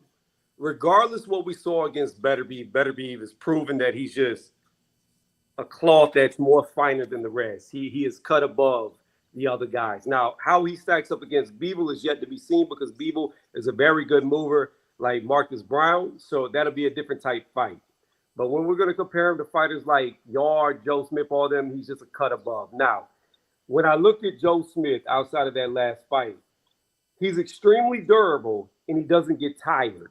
Anthony Yard, when pushed, will run out of steam very quickly. And the thing is, I don't think Anthony Yard has that type of power to where he's just going to steamroll Joe Smith like Beterbiev did. And if he cannot, then it's going to go to deep waters. And if it does, I think he drowns. I don't think he has the lungs to keep up with Joe Smith. Oh, neither does Joe Smith have a good engine, though. Joe Smith past 6 rounds is really bad. And if the Vlasov fight, that was quite apparent. And then it was all confirmed when they were talking about it at the fight yesterday, saying that he basically said to his dad, like, I don't know what to do for that. Well, my only thing is I thought he lost that fight. I thought he lost. Oh, I'm sorry, I can't hear you. No, it's all right. Go ahead. Yeah, I thought he lost that fight, but he kept fighting till the 12th round. Even though I thought he was getting outgunned and outboxed, he still kept going. So I wouldn't say the tank was an issue. Then you also got to understand he lost to Bivol as well. However, he hurt Bivol in like the 11th round. Like he hurt him bad. So that shows you that I think he has a better engine. I think the evidence just shows that he has a better engine than Anthony Yard. Like you make Anthony Yard go hard, he's ready to fall over after 8-9 rounds if you push him. I just think that Vlasov is he's a slick fighter, you know, fights with the hands down. He's not a puncher as such. So I mean, if you was tied with Vlasov, yeah, you're going to be tied, but it's easier to survive with someone that doesn't have like literally power punches. Like, so I don't think that Joe Smith has or Yard has any better tank than each other. I think I've seen them both, you know, after 6 rounds, and they both don't look the greatest after 6 rounds. I mean, again, that's your opinion, and that's how you feel. If we was to make their engines equivalent, I still have to say that I believe Joe Smith has a better chin because Kovalev was beating Yard up with a jab, and it was hurting him. Yeah, because this is the problem that with Yard, and we saw it at the first Linden after fight. It's just the head movement. It's for jabs. I don't know what because Linden Arthur, I've always just said he's got a good jab, and if you can't, yeah, I think that. But Yard was doing fine in the Kovalev fight the whole way through until what, the 8th, or what he's told to lay it all out. But he was getting the better of Kovalev in that fight. he was, wasn't he, Kenny? When Yard fought Kovalev, was he not doing? No, I think when you watch the fight, the jab was still getting through. Yard. I think it was when Yard put on the gas. He did hurt him. I think around the 8th and the 9th round, but he emptied his tank, and then after he emptied his tank, it was a case of him. The jab being the knockout punch, he was completely spent. And I think what Yard's going to need in the fight with Beterbiev, and it is going to be a fight with Beterbiev, he's got to make sure he's got a full tank. He's got to do a full tank, and he has to somehow find a way to get his punches off. But as Tony says, this guy, Beterbiev is a very, very good boxer, and he's one of those people his power is. There's certain fighters, right, who've got power I've seen over the years, in recent years, and just, Triple G, Kovalev, Deontay Wilder, this guy, power, man, is unbelievable. And the thing about this guy, which makes him dangerous, he can box as well, which makes him even more of a lethal weapon. Yeah, and that would be what I would add to what you just said, that naming those fighters, Triple G, I would say he probably has one of the best jabs in boxing. Kovalev had a very good jab too. And Deontay Wilder, those three, I would say that Beterbiev has proven and shown that he is a much better technical boxer than the three of them by far. So, I mean, you've got a guy with devastating power who doesn't rely on that. He relies on his technical brain. Like, that's dangerous. Yeah. Can I just add, what can Anthony Yard do to have any chance of winning against? Oh, I mean, he still has Baba Tunde behind him in his corner. When shit gets, when shit gets real, what's he gonna say? Lions in the camp? No. Say that, guys. You need to stop. He didn't. Tunde never said it. It was. What fight are you talking about? The Linden Arthur, when he was supposed to have said lions in the camp, and it was the guy. It was someone in their camp that said it. It was actually Yard said lions in the camp, and then just asking a question. But he's a motivator more than a trainer. He doesn't. If we look at from the fights I have seen when Anthony Yard's fighting, when he gets to the corner, I don't see any instructions of what to do. More jabs or whatever, or give more right hands. Keep your hands up. Come on, champ, you can do it. Lions in the camp. Yeah, you're here. This is more like a motivator than fucking like a cheerleader, more than a coach. I would need to go back because I haven't heard all of Tunde's commentaries in the back in the corners. So I don't know. Literally, I don't know. I have no clue. You're gonna have to tell me the fights where. Is there been every fight that he's not said, well, maybe you can check left hook him or counter right or I don't know. Let me tell you what Tunde needs to do. Tunde needs to do what he did whenever Yard went in there for the rematch against Leiden. He needs to sacrifice a lot of chickens and goats and make praises to the gods. Said that. Like, he needs to go stand in the pentagram with some candles lit and make some deals with the devil. Like, that's the only way that I see Yard winning this fight. No, it's not. Body. He was shouting instructions. Yeah, in the Kovalev fight, he was shouting body. Yeah, in I think they're talking about in the corner late show. That's what I think he's talking about. Yeah. But I don't know either, Swab. What Yard can do to all of the commentaries that I've seen. It hasn't been. I haven't seen anybody really say that they think that Yard gets the win. But you know, we could. There's always it could be an upset in life. So I don't know. But I couldn't tell I you. won't be shocked. I won't be shocked if there's a pullout. Late 42, it's not the same thing. Late show 42, when you get back to the corner, we want to hear what you can do at the corner. When you're in the ring, that's different. You're shouting at your fighter, body, yeah, cool. When you get back to the corner, like when we hear coaches in the corner say, maybe you should do this and do that, and then come round the guard and hit him with the right hook, or come through the middle, or box back on the back foot, stick and move. It's not the same thing. I know. I can see why you'd be going back and forth. Hey, Chan, can you look up on BoxRec how long Yarde's reach is and compare that to Beterbiev? Because in my mind, the only way he can beat him, because he does have size, he does have strength. The only way I see him beating him is to be like Lennox Lewis, Klitschko, or Tyson Fury. Use your reach if he has it. Use your reach, hit him with the jab, hit him with the straight. Never get in close, and the minute the gap is closed, you clinch immediately. You clinch so damn much that the referee has to warn you. And if you have to, let a point be taken from you, because you cannot afford to get into a dogfight with him, especially early in the fight. So reach and clinch would be my only advice that I could give. His reach on BoxRec. It's quite his height. He's 6 foot. What's his reach? For real, because I brought this up yesterday.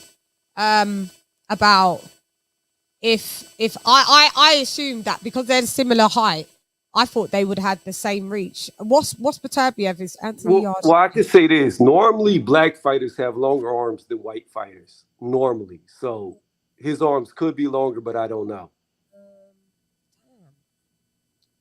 Why does it not say? Will it say the reach and thingy? Hang on. 72-inch reach for Yarde.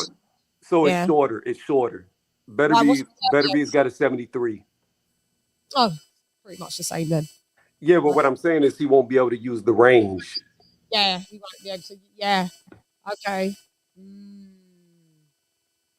Yeah. So what? So basically, all the tactics out the window then. Look. He need to get on his bicycle and just make it a track meet and hope Beterbiev gets tired chasing him and then exploit him. But I don't know. Like, I really don't know how he beats him. I don't, looking at what he does, I don't see what he can do. Unless he's pulled something out of the bag whilst he's been training for the past year. I see a pullout. I don't see the fight happening, maybe. No, he might shit himself. No.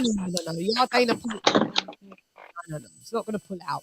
No. He's not going to pull out. This is second title shot. You've got no merit in saying that. So what? You've got no reason to say that. Just for the fact, just to say it.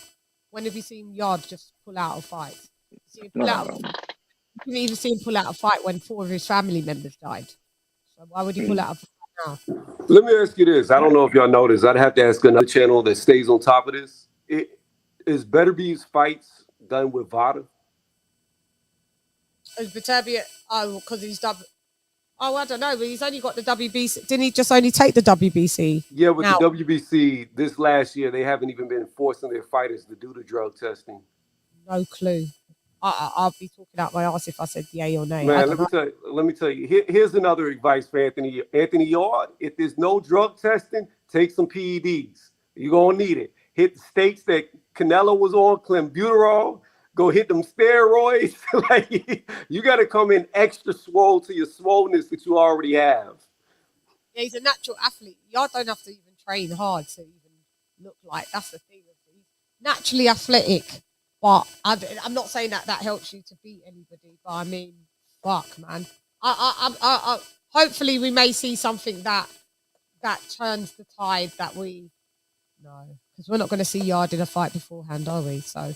Okay, so, and then Bivol Beterbiev, then that's the next one. Who gets the win there? Because that one is a straight up 50-50 fight. Bivol Beterbiev. Bivol the mover, Beterbiev with the shorter limbs definitely in this one. That's going to be a hard fight. You know the thing about Beterbiev is that he's got great power. He's got great boxing ability. Bivol, you know, he's a good fighter as well. He's got good boxing ability. I don't know, man, because Bivol's he's quicker than Beterbiev. But when he gets that power, and remember, he doesn't even catch you clean and he's hurting you. And he you know, his glancing blows knock you and put you on the floor. I'm just going to go for the power fight and just say that he'll get the Bivol and he'll stop him in the 10th round. Stop him, knock him out. He doesn't even stop fights, knocks him out. Bivol's 10th round knockout. Bivol's got a 6. I do try to go with the boxer puncher over the pure. This guy can box though. Beterbiev can box though. That's why I'm calling Beterbiev is the boxer puncher I'm talking about. Yeah, so 10th round, Beterbiev. No, I don't think Bivol gets. I don't know. I've seen Bivol get rocked by 50-50, man. 50-50 fight. It's very 50-50. They can go two ways. You know, Beterbiev and Bivol can go two ways. I mean, just Bivol can keep it same old boring, jabbing them out and stay on the out and just win the points. Or Beterbiev, I mean, he's going to get into him. He's not going to let him. As he comes in, he's going to lure him because his boxing is so, like, underrated. Beterbiev's boxing I'm talking about. It's underrated. Like, his ring IQ is underrated. I mean, I don't think people much talk about. They just talk about his power because of the 100% knockout that he has, and they don't look at his boxing acumen. So it's a tough fight. But I got Beterbiev by knockout. Off. Was it from Callum? Bivol shot Callum. Was it Callum Johnson? Yeah, good shots from Canelo as well. Flush. He got caught flush. Sis, who was it? He got caught flush. Was it Callum Johnson? I think so. And another guy. I can't think of that guy's name. But you have to keep in mind, Joe Smith hurt Bivol very bad in like the 11th round. Yeah, it was Joe Smith. That's who it was. But I will say this. I agree that it's a 50-50 fight, but I will tell you, boxing history, the history of boxing shows us. What's that? Is there an echo? I don't know. Thought I heard something. Anyways, what I will say is boxing history has shown us extremely defensive fighters like Bivol normally beat come forward fighters like Beterbiev. Like most of the time, extremely defensive oriented fighters beat come forward aggressive fighters almost like 90% of the time. So even though I have it a 50-50 fight, I would say that, I don't know, like it's hard to say because like the power is real, but at the same time, Beterbiev is so slick and he's so defensively good that Beterbiev could have problems fighting him because I think Bivol moves a lot better than Brown, and Brown stayed away from Beterbiev a lot. So if Brown could do it, I know Beterbiev is going to have problems finding Bivol because Beevil's going to do it better. Yeah, I think it's a 50-50 one as well. I definitely think that's a 50-50 one. All right, and let's move on to the last topic is the Tyson Fury being denied into the US. So clearly, where does he fight now? Who does he fight? I don't know. Like, because there's no big money fights. Let's start with Kenny Ken because Kenny Ken, there's no big money fights. Like, I think that the WBC are going to put the squeeze on him, basically, because they're going to be like, you're making our belt invaluable right now because you can't fight for the big money fights in the US. The Saudis not just offered to you unless you're fighting AJ, or it's going to be some undisputed, possibly. And the UK are not going to give you the money for the level of competition for you to fight Joe Joyce. It's not going to garner no multi millions. You know, sucks and fighters like that. He's fucked himself up, hasn't he? Well, he ties it through. You don't, you know, I'm only reading my own lines. I'm not a reliable source of evidence, but I'll say it once, say it 1,000 times. The only fight out there for Tyson Fury where from a monetary value is AJ. AJ beats Usyk. A lot of people probably don't think that's not going to happen. But if AJ beats Usyk, then 2-fight deal with Tyson Fury. One fight in the Saudi Arabia and another fight at Wembley. And then what they do is that that sort of tour that I've been trying to organise in terms of going on every TV show, go in every stadium, every sports venue, and sell the fight and give the fight the build up it deserves. But it all depends on AJ winning. I heard the talk about Joe Joyce. I don't see that happening. Happen at all, because why would Tyson Fury say says he doesn't need the money, but he'll defend his belt against Joe Joyce? I don't see it happening. But one thing, the WBC do have a right to say to go, hang on here, don't mess about. You're retired. You're retired. If you're not retired, get off your ass, and defend our title, and be a post boy for our division. Sorry, our organisation. That's what they should be telling Tyson Fury. And I think maybe Tyson Fury's had private conversations with Suleiman where he said, I haven't retired. I'm just saying I have retired. I haven't retired. I'm still ready to fight. I'm still in training, because that's the buzzword he's using. I'm still in training, but I need to train for mental health. Yeah, I do agree on that, but not with the intensity that you're training at this moment. You're training just in case a big fight's around the corner, which could be the Joshua fight. Everyone's talking about the undisputed between him and Usyk, and I know a lot of boxing fans would like to see it, but from monetary and getting me out of bed kind of fight, it's only ever going to be Anthony Joshua for me, in my opinion. I know you don't smoke weed. I know this, but I'm gonna get you high today, cause it's Friday. You ain't got no job, and you ain't got shit to do. Yeah, I love that. I love that. Sis, what do you think of the fact that he said he needs $500 million to come out of hiding, and then be hit with you're not even allowed to fight. You can't even get to your Vegas home. Mad. Well, Tyson trolls, so you gotta. That's what he's good at. That. I'm hearing feedback. Can y'all hear me? Yeah. Can you? Yeah. He's trolling, and that's what he do. And as far as him, he putting his price out there, whatever. Who knows? I don't really pay it too much attention. He's just doing what he do. He trolls, and do you think he'll put on him to well, he just has to. Can you hear me? Yeah.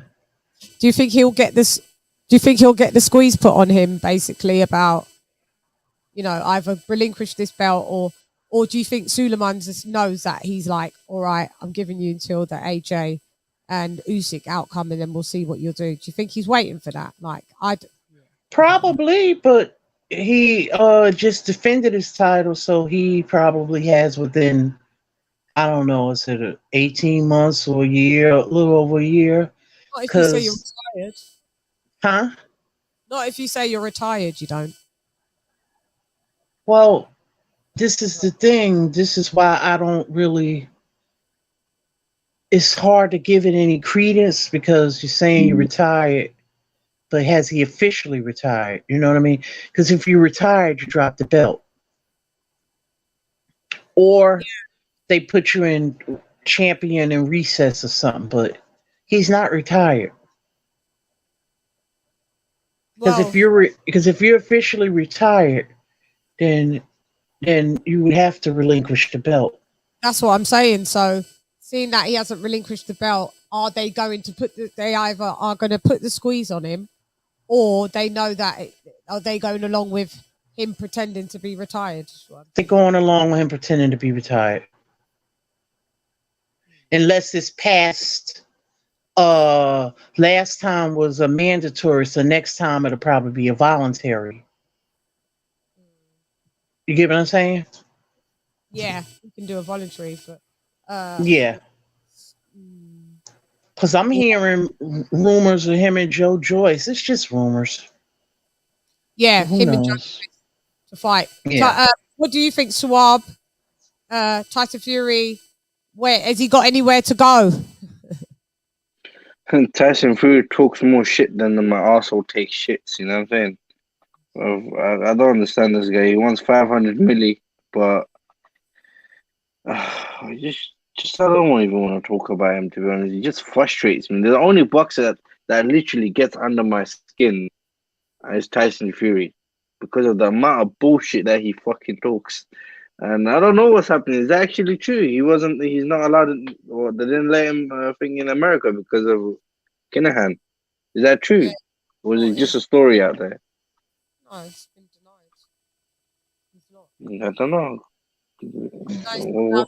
What can I say? That just that obviously, if he's not fighting anymore, he's not doing anything for the economy. So fuck off. They don't want him then. Tony? Yeah, my bad. I don't know how long you've been calling me. I just got back. I just called you just now. Oh, Tyson okay. Not being allowed in the US. How does this affect? Does the WBC seize him and say, "Look, are you relinquishing the belt because it's now you're not giving it any value because we need it." No, I look at it like this. WBC, you have to defend your title within 12 months. He just knocked out Dillian White, so he's retired. It doesn't matter. He's not obligated. Renounce. Yeah, you are. No. Wait. They legally cannot make him fight for 12 months because that is their stand. No, they can't make him fight. But if you announce that you're retired, you either have to vacate the belt. It doesn't matter. They don't give you a year to have that belt under retirement for you to say, I'm retired. Give you that whole year and then go. But in the same breath, fighter, you're not allowed. You don't have to do Mandos for a year if you're an active fighter, not if you have announced multiple times, I'm retired. But he'll say I'm retired, then he'll say I'll come out of retirement to fight AJ, or I'll come out of retirement to fight Usyk. Like he says in the same breath. So again, I don't think that matters what he's saying. He's not obligated to fight anybody mandatory wise for 12 months. And again, his next time up to fight is going to be somewhere around the end of the year, which would open up AJ Usyk to fight again as well. So I think it's all cap. I don't think he's really retired. I think he's waiting, and I don't think it matters that he says he's retired unless the end of the year comes and he refuses to fight. That's the only way I see him getting stripped. Outside of that, him coming to the U.S. is irrelevant. He just did more ticket sales in England than ever's been done, more than AJ. So he could sell in the UK. He proved that. He proved that he can sell in the UK. No need to come to America. So again, the biggest fighters are in the UK. Let's put the brakes on that. Let's see him do it. Let's see him do it with Joe Joyce. Far and beyond thinking that they can watch from there and say that Tyson Fury is a massive sellout regardless. No, for one, it was because he's with Dillian White. Yes, he had all his fans, and it was the circumstances. He hadn't been fighting in the UK for 5 years. For two, you won't garner 90,000 people in Wembley for Joe Joyce or anybody of that level. I think you will. Three, no, well then you're wrong. I'm telling you. Won't. Well, listen. Three, when you see AJ refight back in the UK, then you're going to see his original number trump that. Like it's just how it goes. The times develop. As we can see, a true superstar, they can fight. They can fight like a Canelo can fight a Yildirim and still break. I got you, but my point, bro. Can I tell you? You know how wrong you are. Let me say this. You're wrong because you say one second. You're wrong because you said Kambosos won the fight against Haney. That's what I'm hearing you said.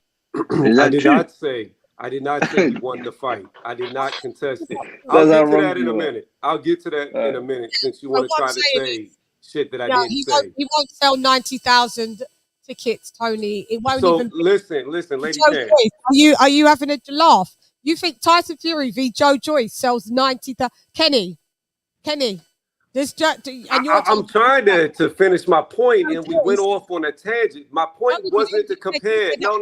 But listen. My point is not to You compare. said I think they will. I think he would. When I said No, he does, what I'm saying is he doesn't have to do 94K like he did before. He could do 60,000 and it would still be highly successful. It doesn't matter. You said that's more than AJ, but it's not.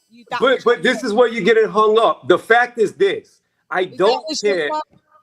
No, you're getting hung up on an AJ versus Tyson Fury, and that's not what this is about. AJ. Bruh, I don't care about AJ right now. We're not talking about AJ. You just said something. Now that you've been caught saying something that's not a fact. It is a fact. It is a fact. I'm telling you, Tyson Fury doesn't garner 90,000 people, which you said he does, again, fighting Joe Joyce. That's what I'm saying. What I'm saying is, that was your exact words. What my exact words was when he fought Dillian White, he broke the records. That's a fact. It's a fact. He sold more for that fight than AJ has sold for any. It doesn't matter if AJ sells more after that. The fact is, my point is this. The fact right now, the fact. Everyone can hear you. Just capping. I'm not capping. I'm stating a fact. The fact is, it was put out that he broke the record. Tyson Fury broke the record. You just said to me that him fighting Joe Joyce or that level of competition, you said, I think he does. Did he not just say that? Late Show 42 just said Chann's right. Joe Joyce is on the same level of Dillian White, if not higher. Dude, Joe Joyce and Tyson Fury doesn't garner massive amounts of according to you, the fight has not happened yet. They have not sold the tickets. According to a lot of people, hold on, Chan. According to a lot of people, when Tyson Fury was going to fight Dillian White, it wasn't going to do 90,000. That was a joke. And then they opened up 4,000 more seats for it. Yes, there was a lot of people running around saying there's no way he could sell in the UK because he only fought in America. He couldn't do it. Well, guess what? Tyson Fury proved whether Dillian White was a part of the fight or not. At the end of the day, he proved that he could sell in the UK. My point is this. Fury does not need to come to America to sell tickets. He can sell tickets in the UK, whether it's against AJ, whether it's against Usyk, whether it's against Joe Joyce. He's going to sell tickets, period. He's proven it. And I'm not backtracking because it still remains. He sold more tickets than AJ ever did currently. Can we move on? Because it's just. It is. I mean, I know it's dumb. I'm sorry. I know it's your show. No, I'm just saying, No, I think the situation is that I hear where Tony's come from. I feel that I was at the Tyson Fury fight with Dillian White, and during the build-up, they're good dance partners, but there's a but where I can see both sides of the argument. When Dillian White decided to wash his hands off the promotion because he wasn't getting enough money or respect, Tyson Fury kind of took that over the line, and I was at the fight. There is a big loyal fan base for Tyson Fury. I think a lot of us in the panel know one of the reasons why. However, one thing I would say is Anthony Joshua is probably one of the biggest selling sportsmen we've had for a long, long time. Extent that Anthony Joshua's at, in terms of like the business and the limited company, is bigger than Tyson Fury. I agree. He's bigger than Tyson Fury, and if Anthony Joshua was to fight any other fighter, it doesn't have to be a big name. They're going to see Anthony Joshua. Now Tyson Fury hasn't got to that level. However, there is a school of thought that when I went to the Dillian White fight, and I looked at the people that came up for Tyson Fury can get to that level. There's no doubt he could get to that level. However, when he's saying he's retired and he's saying messing the British public about. Because let's face it, Tyson Fury gets us. Then also there's a lot of Tyson Fury's got a lot of making up to do to the British public, because when he first won his title against Klitschko, a lot of people didn't want to know him because of his comments, his viewpoints, and then he turned it around with his mental health, what he did for a lot of working class, white men in this country. So in that respect, Tyson Fury can sell tickets, but for me, Anthony Joshua is a unique salesman that, in a way, I've never ever seen before. I don't disagree. Okay, could I say something?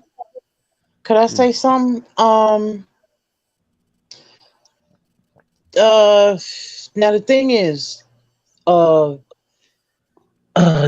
White has a fan base here. A fan base that has been has rocked with him at the O2 for a lot of years. Now that's something that Joe Joyce doesn't have. Okay. So Dylan bought his I'm sure fan base as well, at the Wembley Theater, but the Wembley Stadium, but I'm just going by from what I've seen, because Dylan has a fan base,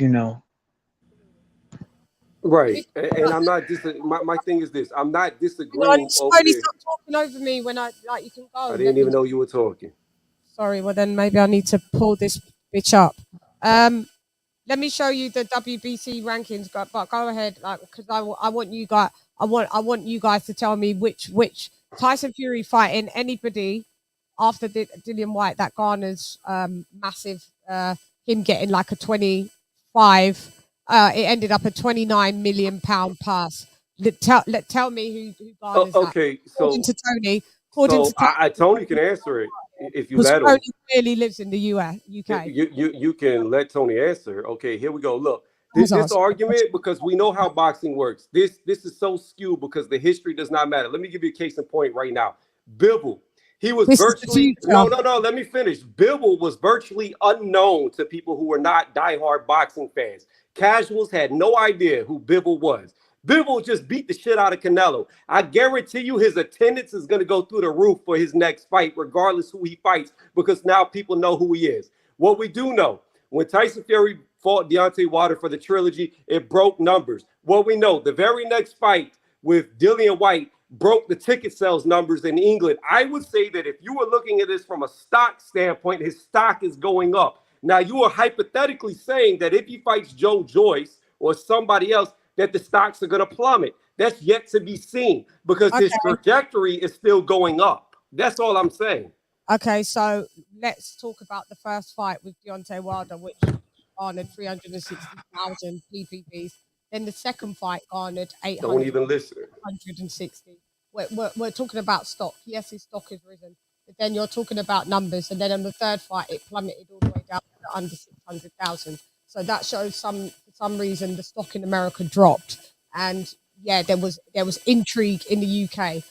But we're gonna he's never been able to sell that before. And we're talking about, if you want to give him that his stock's risen, cool. I'm just going to ask the panel, especially people that really look at boxing, will tell me who out of these guys that is going to give Tyson. He's asking for £500 million already to come out of retirement. Let's see, if he can even which of these fights is even £10 million fights. Hang on, let's have a look. His history is irrelevant. So let's have a go, because this is his future. This isn't his history. Anyway, so who we've got as number one, Alexander Usyk. That he already discounted and said that isn't a big money fight for himself. But that is probably the biggest fight for Undisputed. If Usyk beats AJ, that would be the biggest fight. So then we all know, okay, Joshua is the biggest fight. Okay, so he's done Wilder 3 times. Does Joe Joyce and Tyson Fury in Wembley garner Breckham gate receipts? We all know Dillian White has done that for him. Does Andy Ruiz v Tyson Fury garner world record gate receipts? Does Tyson Fury versus Luis Ortiz garner world record gate receipts.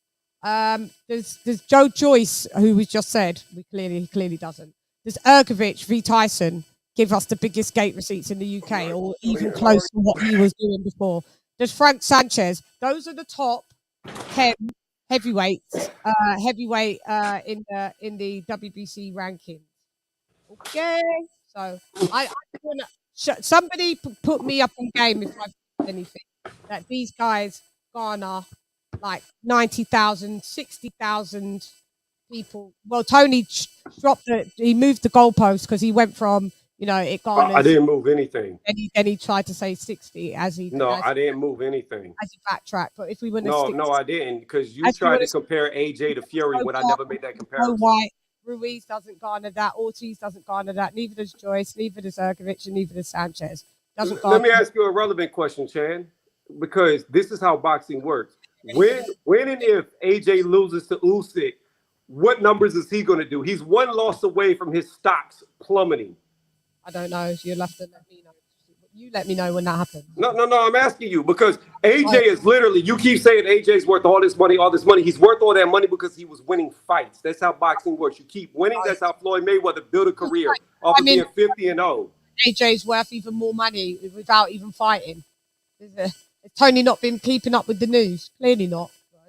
AJ is one fight away from his boxing career coming downhill. Could Fury do that? Yeah, I know, Toby. Bro, can I say one thing to you? Sorry, Chan. Can I say one thing to you? Listen, I guarantee even if Anthony Joshua loses to Usyk again in Saudi Arabia, when he comes back here and he has a rematch with Dillian White, that's going to sell out Wembley Stadium. When he comes back here and he fights anyone, he's going to sell out the O2, he's going to sell out the Cardiff, he will even sell out Wembley Stadium. I get Anthony Joshua is a flipping brand. He's not Tyson Fury. He's not Dillian. He's not even, I think, Dillian White. He's not Wilder. Anthony Joshua is a brand. People know this motherfucker. They see his face every single day in London, everywhere, even in the UK. We'll see how much of a brand in boxing he is if he takes another loss. Okay. People are gonna come to. They're gonna go and. Why is that any of that our business? We just want to see the fights. I agree. My only point was, all this Fury doesn't need America. Shit. No, I'm saying all this tit for tat shit is bullshit. Okay, straight up and down. We just want to see the damn best fights. Okay. I agree with you. Okay. These people are rich. You know what I'm saying? Like, they doing their thing. They big stars. No man can define another man's fate. Even if he loses again, he's a fucking brand. And that's the reality of it. This is what I tried to say, but Tony lives in the UK, so I'll leave him to be. I just know how boxing history is working. I just get tired of this fucking tit for tat shit, man. They said the same thing about Muhammad Ali's record. If he loses, he's not going to be unknown. And then what happened after that? He's till date, he's still one of the biggest all-time fighters. Yeah, and how many times is it? 5? Okay, so if we listen to someone like Tony back in that day, that means that Muhammad Ali has no stock. Muhammad Ali existed before the Mayweather era, where the O was so important. Nowadays, guys lose everything they have off of one loss. Nowadays, the media calls good fighters bums when they lose their first changed, time. Bro. Right now, I'm telling you, that Mayweather. Hold on. That Mayweather era is going. It's almost gone because boxers, I think boxing fans and the casual, they see that what I think nowadays boxing has become.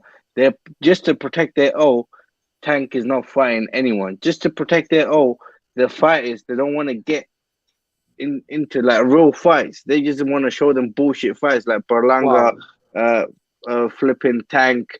There's I think loads of fighters. And look at my guy Devin Haney. Devin Haney went out there. You do realize Tank Davis sells more tickets and pay-per-views than Devin Haney, right?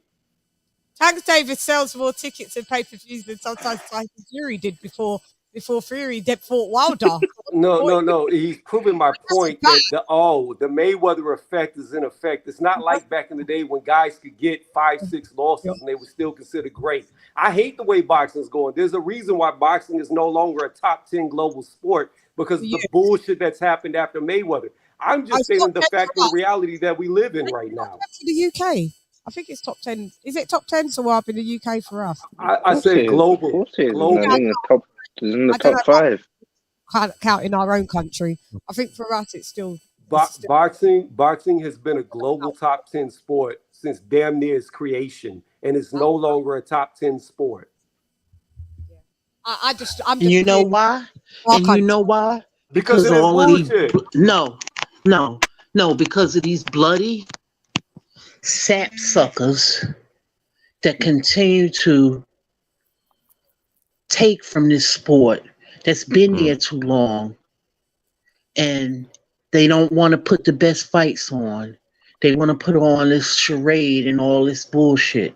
And now what people are doing is going back and forth at each other, disrespecting the fighters. And anybody who disrespect fighters, fuck all of y'all. Because I'm going to tell you right now, when you see that man that died in that ring, he didn't die in the ring and it was punching air. And y'all motherfuckers can say what you want about these fighters, but none of y'all are going to walk up on them. So y'all better put some respect on these fighters, because these fighters, I don't care who they are, whether you like them or not. These people risk their lives.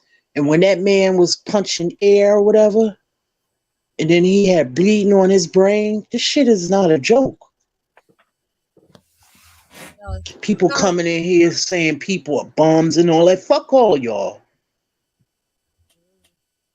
No, we are quick to call people bums.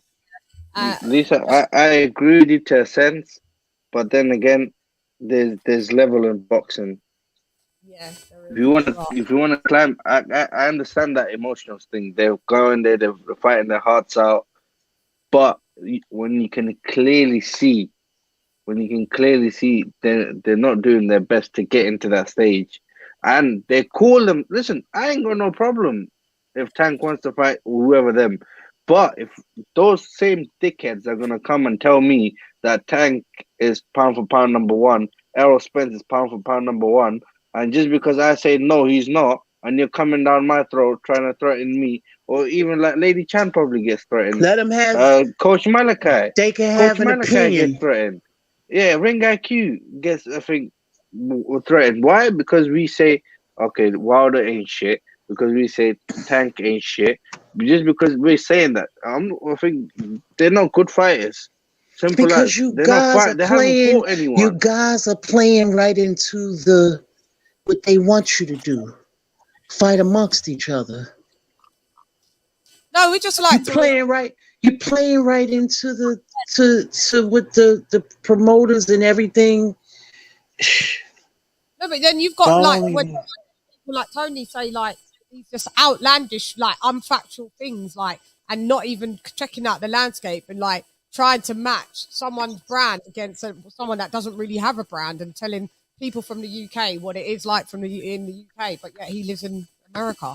So wait a minute. I'm saying outlandish stuff. So who holds the current record right now for ticket sales in the UK?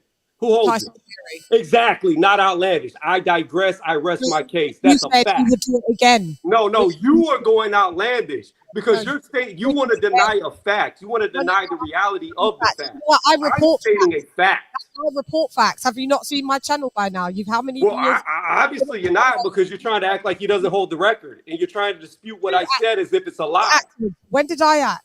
What I said was a lie of yours, and everybody could see that you moved the goalpost. And I didn't move anything. What I said was he holds the record, and that's a fact. No, that's a fact. It's a fact. And he'll do it again. And that's what you said. Can you prove he won't?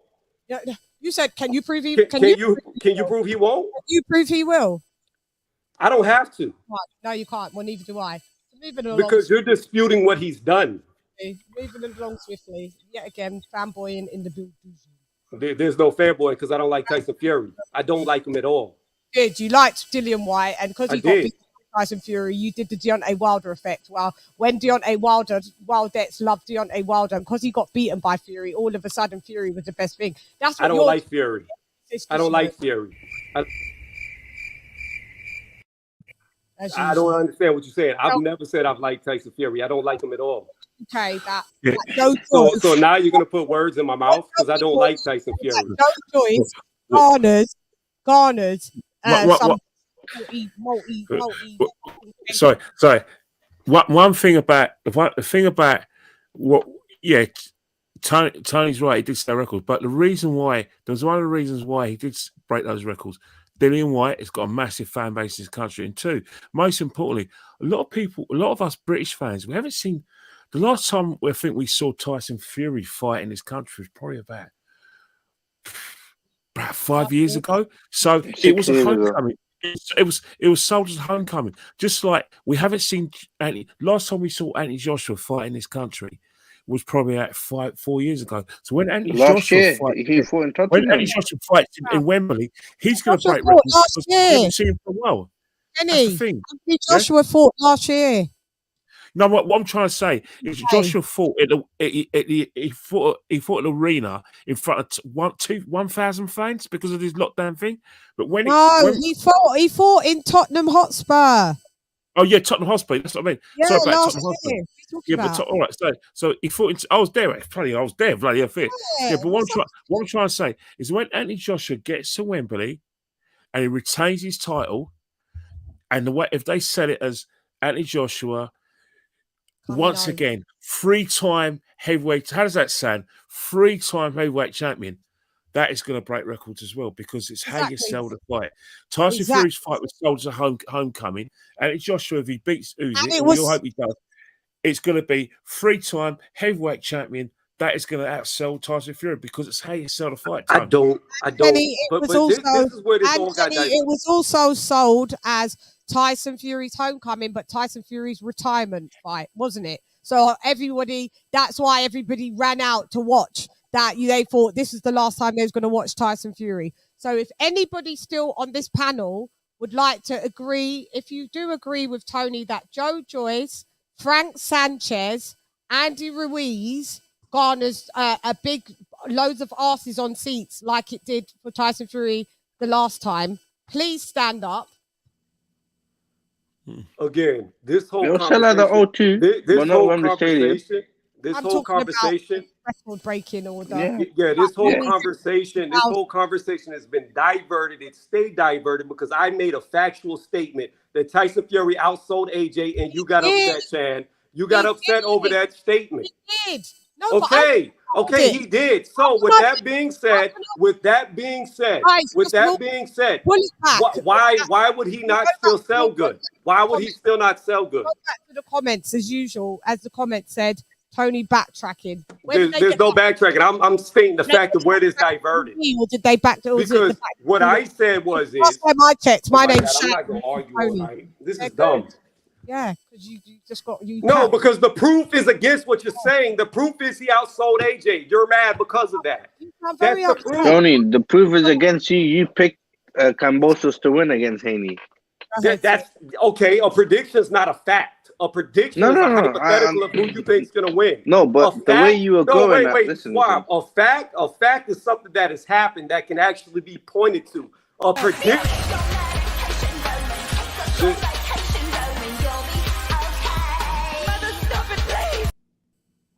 What you're saying is stupid as fuck because a hypothetical prediction is not a fact until it comes to be. No, a fact is something that has been. Can you explain one thing to me? A prediction has nothing to do with ticket sales, which factually happened. You know, if you're so factual, after when the fight happened, I heard from someone that you thought Kambosos won that fight. Sorry about that, Chan. I'm changing the topic. This is what happens. This is the sign. This is the clear sign of somebody that's lost an argument and has nothing to stand on. What you're trying to do is divert it to something that is irrelevant to the conversation. No. It is relevant. Still remains. A fact still remains that Tyson Fury holds the record in the UK for the most ticket sales. What's not a fact, what is a hypothetical is that he can't sell again in the UK. That's a hypothetical. That's not a fact. That's not a fact. Go ahead, Suad, because I know why you bring that up, because you're trying to talk about, like, like the character reference. Like, is he a credible character? Like, to understand. Colonel Jessup, did you order the code red? You don't have to answer that question. I'll answer the question. You want answers? I think I'm entitled. You want answers? I want the truth. You can't handle the truth. He never can. And he's combated with the truth. Like, he's the one saying they're upset. Like, his voice is like, as everybody in the chat, why is he shouting? But nobody's saying I'm shouting. Listen, Tony. I picked Dillian White to beat Tyson Fury. Tyson Fury knocked him the fuck out in 6 rounds. Did I come up here and start crying? No, I was pissed at Dillian White for getting knocked the fuck out. I accept it. But no, the relevant thing is that you do not. I'm talking now. It's coming to character. It's a different thing. You said that Kambosos won that fight against Haney. You're different. Crack? Are you smoking crack or are you sniffing lines? So you tell me your side. I would like to hear your side. No, Swab. Answer the question. Do you smoke crack or do you sniff lines? Which form of cocaine do none of do that, you do? my brother. Obviously you do. Obviously you do because you're not quoting me. Obviously you do because you're not quoting me. Okay, so can you clarify your side then? Again, you're trying to say I said some shit that I did not say. I've said multiple times and numerous times on multiple platforms that Devin Haney won the fight. I also said that there was no robbery involved in the victory. So what the fuck are you talking about? So again, I must ask you. No, not fair enough. Again, I must ask you, do you smoke crack or do you sniff lines? I heard from someone, so that's why I asked you at first. Now you heard from someone. Now you heard from somebody who heard from somebody who heard from somebody who heard from somebody. You said that in the beginning, Tony. You said I heard. Didn't I say I heard from someone? I said I asked you to clarify something. You heard from somebody, but you're going to state it as if it's a fact when it's not. So here's another fact. Again, we're going to come back full circle to a fact. The fact is Tyson Fury holds the ticket sell records, period. What is a hypothetical assumption is that he can't sell good again. That's a hypothetical. What I said, I'll reference what you just penned. Yeah, you know why I said 60,000? He sells 94,000 too. Right. But changed it to 60,000 after CHANN challenge. No, I didn't change anything. What I did was I said I don't give a fuck if he sells 80,000, 60,000, 50,000, or 40,000 to keep the conversation moving. That's what I said. I don't care what he sells. But what I'm telling you is I believe he still sells good in the UK. I believe, like I said, he doesn't need to come to America. I believe I can fly, but I can't. He doesn't need to. There was a song written about it. He doesn't need to come to America. He doesn't need to come here. Come to America. There's no big money fights for him here, is the whole point of what I was trying to say. Him not going to America, him applying in the UK as fighting as a foreign fighter because he never got back his UK license because because of the cocaine. You're asking if Suab was sniffing lines. No, the fighter that you're defending was sniffing lines. I'm not defending him. That's why he doesn't have. I'm not defending Tyson Fury. That's why he can't come back here. Not Suab sniffing lines. Tyson Fury sniffing lines. Yes, he did. But I'm not defending Tyson Fury. Dirty for steroids, Tony. So we was talking about where does Tyson Fury go now that he can't really. So let me ask you a question, CHANN. There isn't any big money fights in the UK because of the level of competition. These people don't garner it. You went off on your tangent saying that I'm upset, which I'm not. Because you're the about AJ. No, it's not about AJ. For you, it is. Tyson Fury. Look, you could never see that I cap for any fighter. I'm not like you. You brought up AJ. I didn't bring up AJ. Yes, you did. Whenever I said he outsold, you brought up AJ, and that's where we've been stuck. We're in a rut. I piggybacked off it. You brought up AJ. Do you want me to go back and I'll mark it and then I'll post the clip? You can do whatever you want to do. You cannot get off of AJ. Yet again lying. Look, No, now you're you can't. We're still stuck brought on this up because I AJ. said he did more than AJ. We're still stuck Who here. brought up AJ? Myself or you? We are stuck here because Brought he up sold AJ, more than AJ. myself or you? We are Did you stuck bring up here. AJ and I bring up AJ after you? Or We did I bring up cannot move on AJ? because Did you bring you, up AJ? Yes, you did. Yet again, can't admit it. we are stuck Anyway, here. so what we're saying is Tyson Fury doesn't have any big money fights here. It's the foreign fighter, you Right. know. So, you know, America is like his second country. You better pick a third because you can't get into your second country. So let me ask you this. Let Don't me give ask you this, Chan. and yeah, go ahead. Okay, let's say he fights Joe Joyce in the UK and it does 80, 90,000. Then what are you going to say? I'd say that it does 80, 90,000. Okay, so but you can't prove that it doesn't, can you? You prove that it does. I can say based off the evidence it will. Can you prove that it does? No, you can't. No, So but I can say, can you say based on the evidence it will not? No, you can't, because he just broke the record. Ask me a question that you can't even prove your own answer. I Until you did. prove I your did. own answer, don't ask me any questions because you can't prove it your own answer. Okay? Okay. Okay, but one of us can base it off of evidence, the other cannot. You have no evidence to back up your statement. I can't prove it. I can't prove it. I can't prove it. You don't even have evidence. What I can say, neither do you. But Yes, what I do. My as a evidence is in the fact that he broke the record. He broke the record. That is evidence. that doesn't fanboy over a George Cambosos, a Rolly Romero, pick just the shittest Who fanboyed over Rolly? Nobody. shittest predictions in the world, and then I must have to go with what you've got to say now as the most Shittiest predictions, but yet I've got more right than you. We're not going to do that, sir. I've got Colonel more Jessup, right. did you order the code red? You don't have to answer that question. I'll answer the question. You want answers? I think I'm entitled. You want answers? I want the truth! You can't handle the truth! All right, so I'm going to hop off the panel because I find it hilarious that you say I have shitty predictions, but yet I've got more right than you. But I've got shitty predictions. But on that note, you have a good night. I'm not going to argue with you because anytime AJ's name is brought up, this is where it goes. Tony, thanks a lot. Thank you for coming. Tony Rose left the bill dizzy. He can never handle the truth. His predictions are trash. Every time he comes onto the panel, he comes with more trash updates. He brought up AJ first, and I just mentioned it after he said something that wasn't a fact. So he doesn't like to be challenged because Tony doesn't like to be challenged by females. But he comes to the wrong panel time and time out again because this female will challenge, and I deal with facts. Tony knows I deal with facts. I wish Tony would deal with facts. Tony's the one that has some kind of issue where he just starts foaming at the mouth, shouting. The whole chat sees it, but yet everybody else is upset. No, it's not. But we'd like to thank Tony for coming through. Tony, you was in the building. Next time, come back with some facts. We live in the UK. You don't. You know, we don't tell you the facts of what's happening in bums and seats of what's going to happen in the US, and unless we've got strong fucking evidence. You can't prove it. I can't prove it. Okay, so we left it as that. Not changing the goalpost. But anyway, I'd like to thank everyone because we actually covered everything. I'm going to give everyone something just to say their last and final thoughts. Last final thoughts. Kenny, you can say your last final thoughts and then you can jump off. Thank you, Kenny.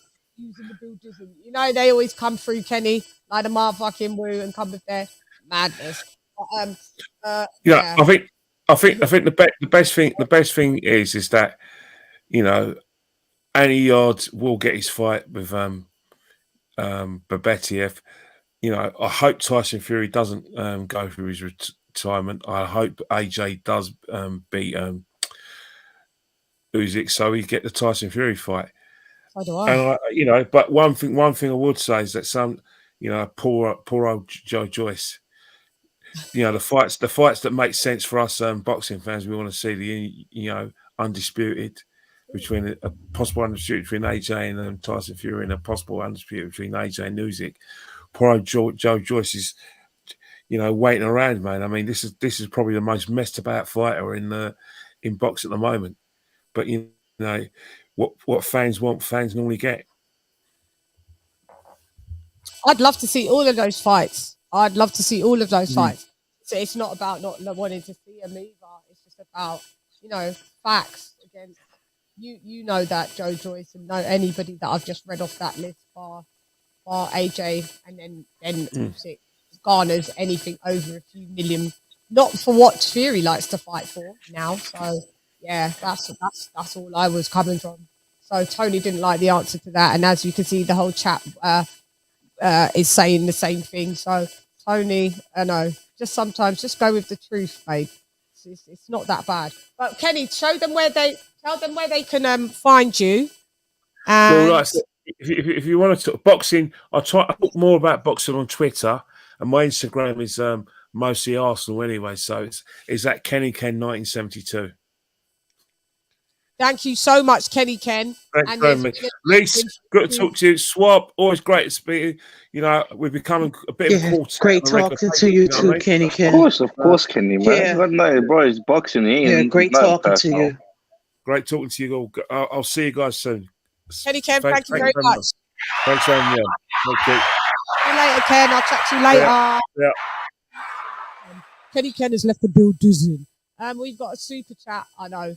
But shouts out to Tony. He always comes and makes it eventful. I like when he goes in his little temper tantrum. That's the streety temper. It's hilarious.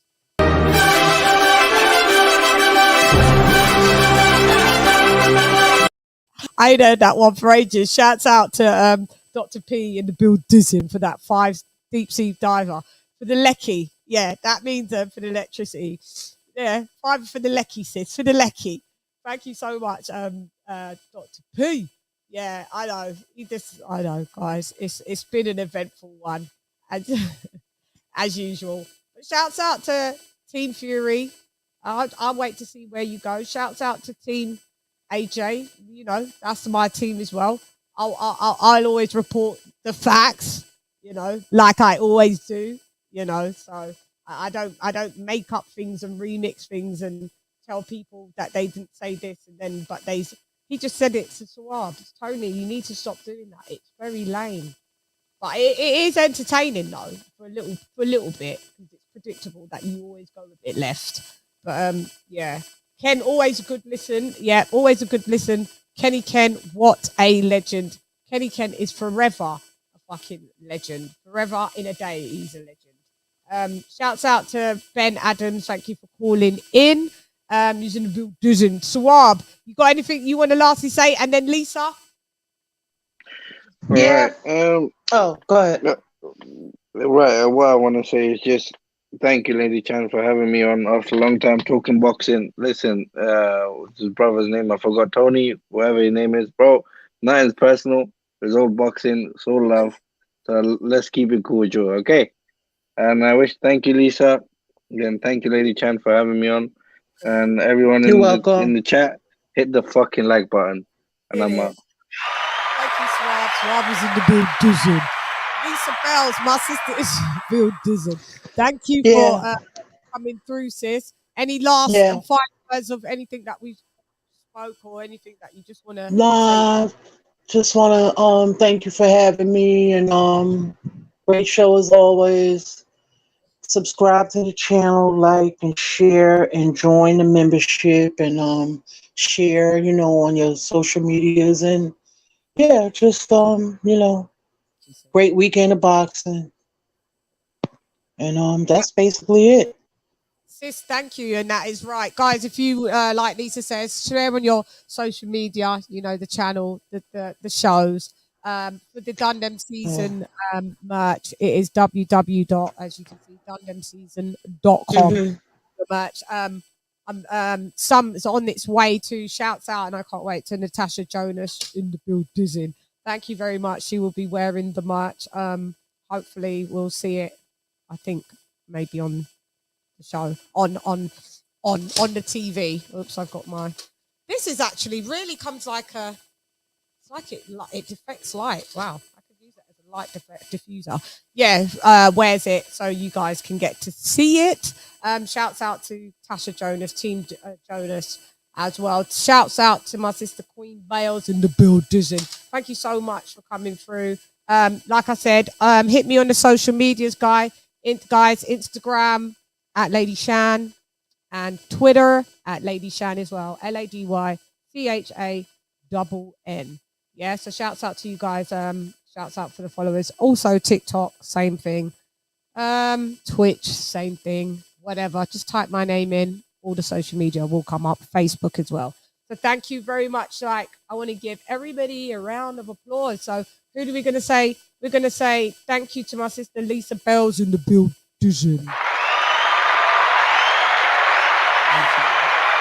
Thanks, sis. And we're going to say thank you to Toby Barlett was in the building. Bold and Understanding in the building. Gora Gora in the building. Dr. P in the building. Ben Adams in the building. Late Show 42 in the building. Thank you for that super chat as well, Dr. P in the building. Fight Fan 20 in the building. TY in the building. Who else is in? I know. I thought that said Haplo. Where is my Hap? He was not in the building. Guys, you know, chat. Right side. I didn't see you. Sorry, didn't see you using the building. Right side in the building. LOC Lock was in the building. You know, I like to say LOC as well. LOC Lock was in the building. Oh yeah, Tony's review. Tony's review was in the building. I did give you a round of applause, Tony. Thanks for coming through. Bringing them goalposts with you as well.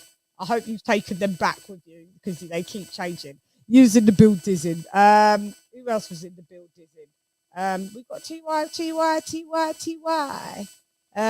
Oh yeah, Karma Serene was in the building as well. R to the Let was in the building. Thank you, Arlette, for coming through. Pimp My Sniper was in the building. Thank you for coming through. Is there any other? You guys are really chopping it up. Oh yeah, Blood Boxing. Thank you, Blood, for coming through. He was in the building. Round of applause for all of you guys, man. Retro Boxing and Documentaries. 2 channels, Blood Boxing and Retro Boxing and Documentaries for the epic documentaries. You know, got the Marvin Hagler ones. He's got Barbados Walcott. Barbados. Is it Barbados Joe Walcott? Is that his? I think that's his name. He's got a nice piece on that geezer. He's got Barbados Jack. Barbados Jack. That's it.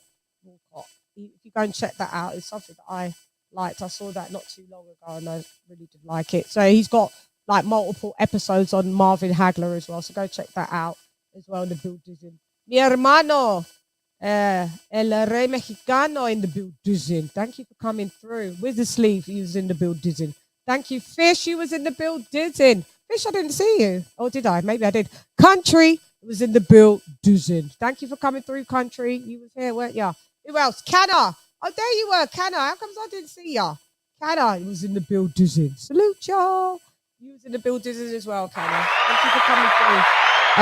Ola, thank you for coming through as well. And Truth and Facts, Sports Talk, mi hermano as well is in the building. What up, Bo? Three Kings Boxing was in the building. Josh, you was in the building. So thanks. You know what? I'll have to sort out the feedback because I don't know what it is. Just so hopefully it didn't fuck up you lot's ears all day long since we've been on the show. But thank you very much. And you know how we do? We say, anyway, I'm gone. Hey girl, it's LadyChann rep nonetheless. My shows crack me up. Come box with Shan. Yan. Ra. LadyChann has left the motherfucking building. Yan. LadyChann. Fight.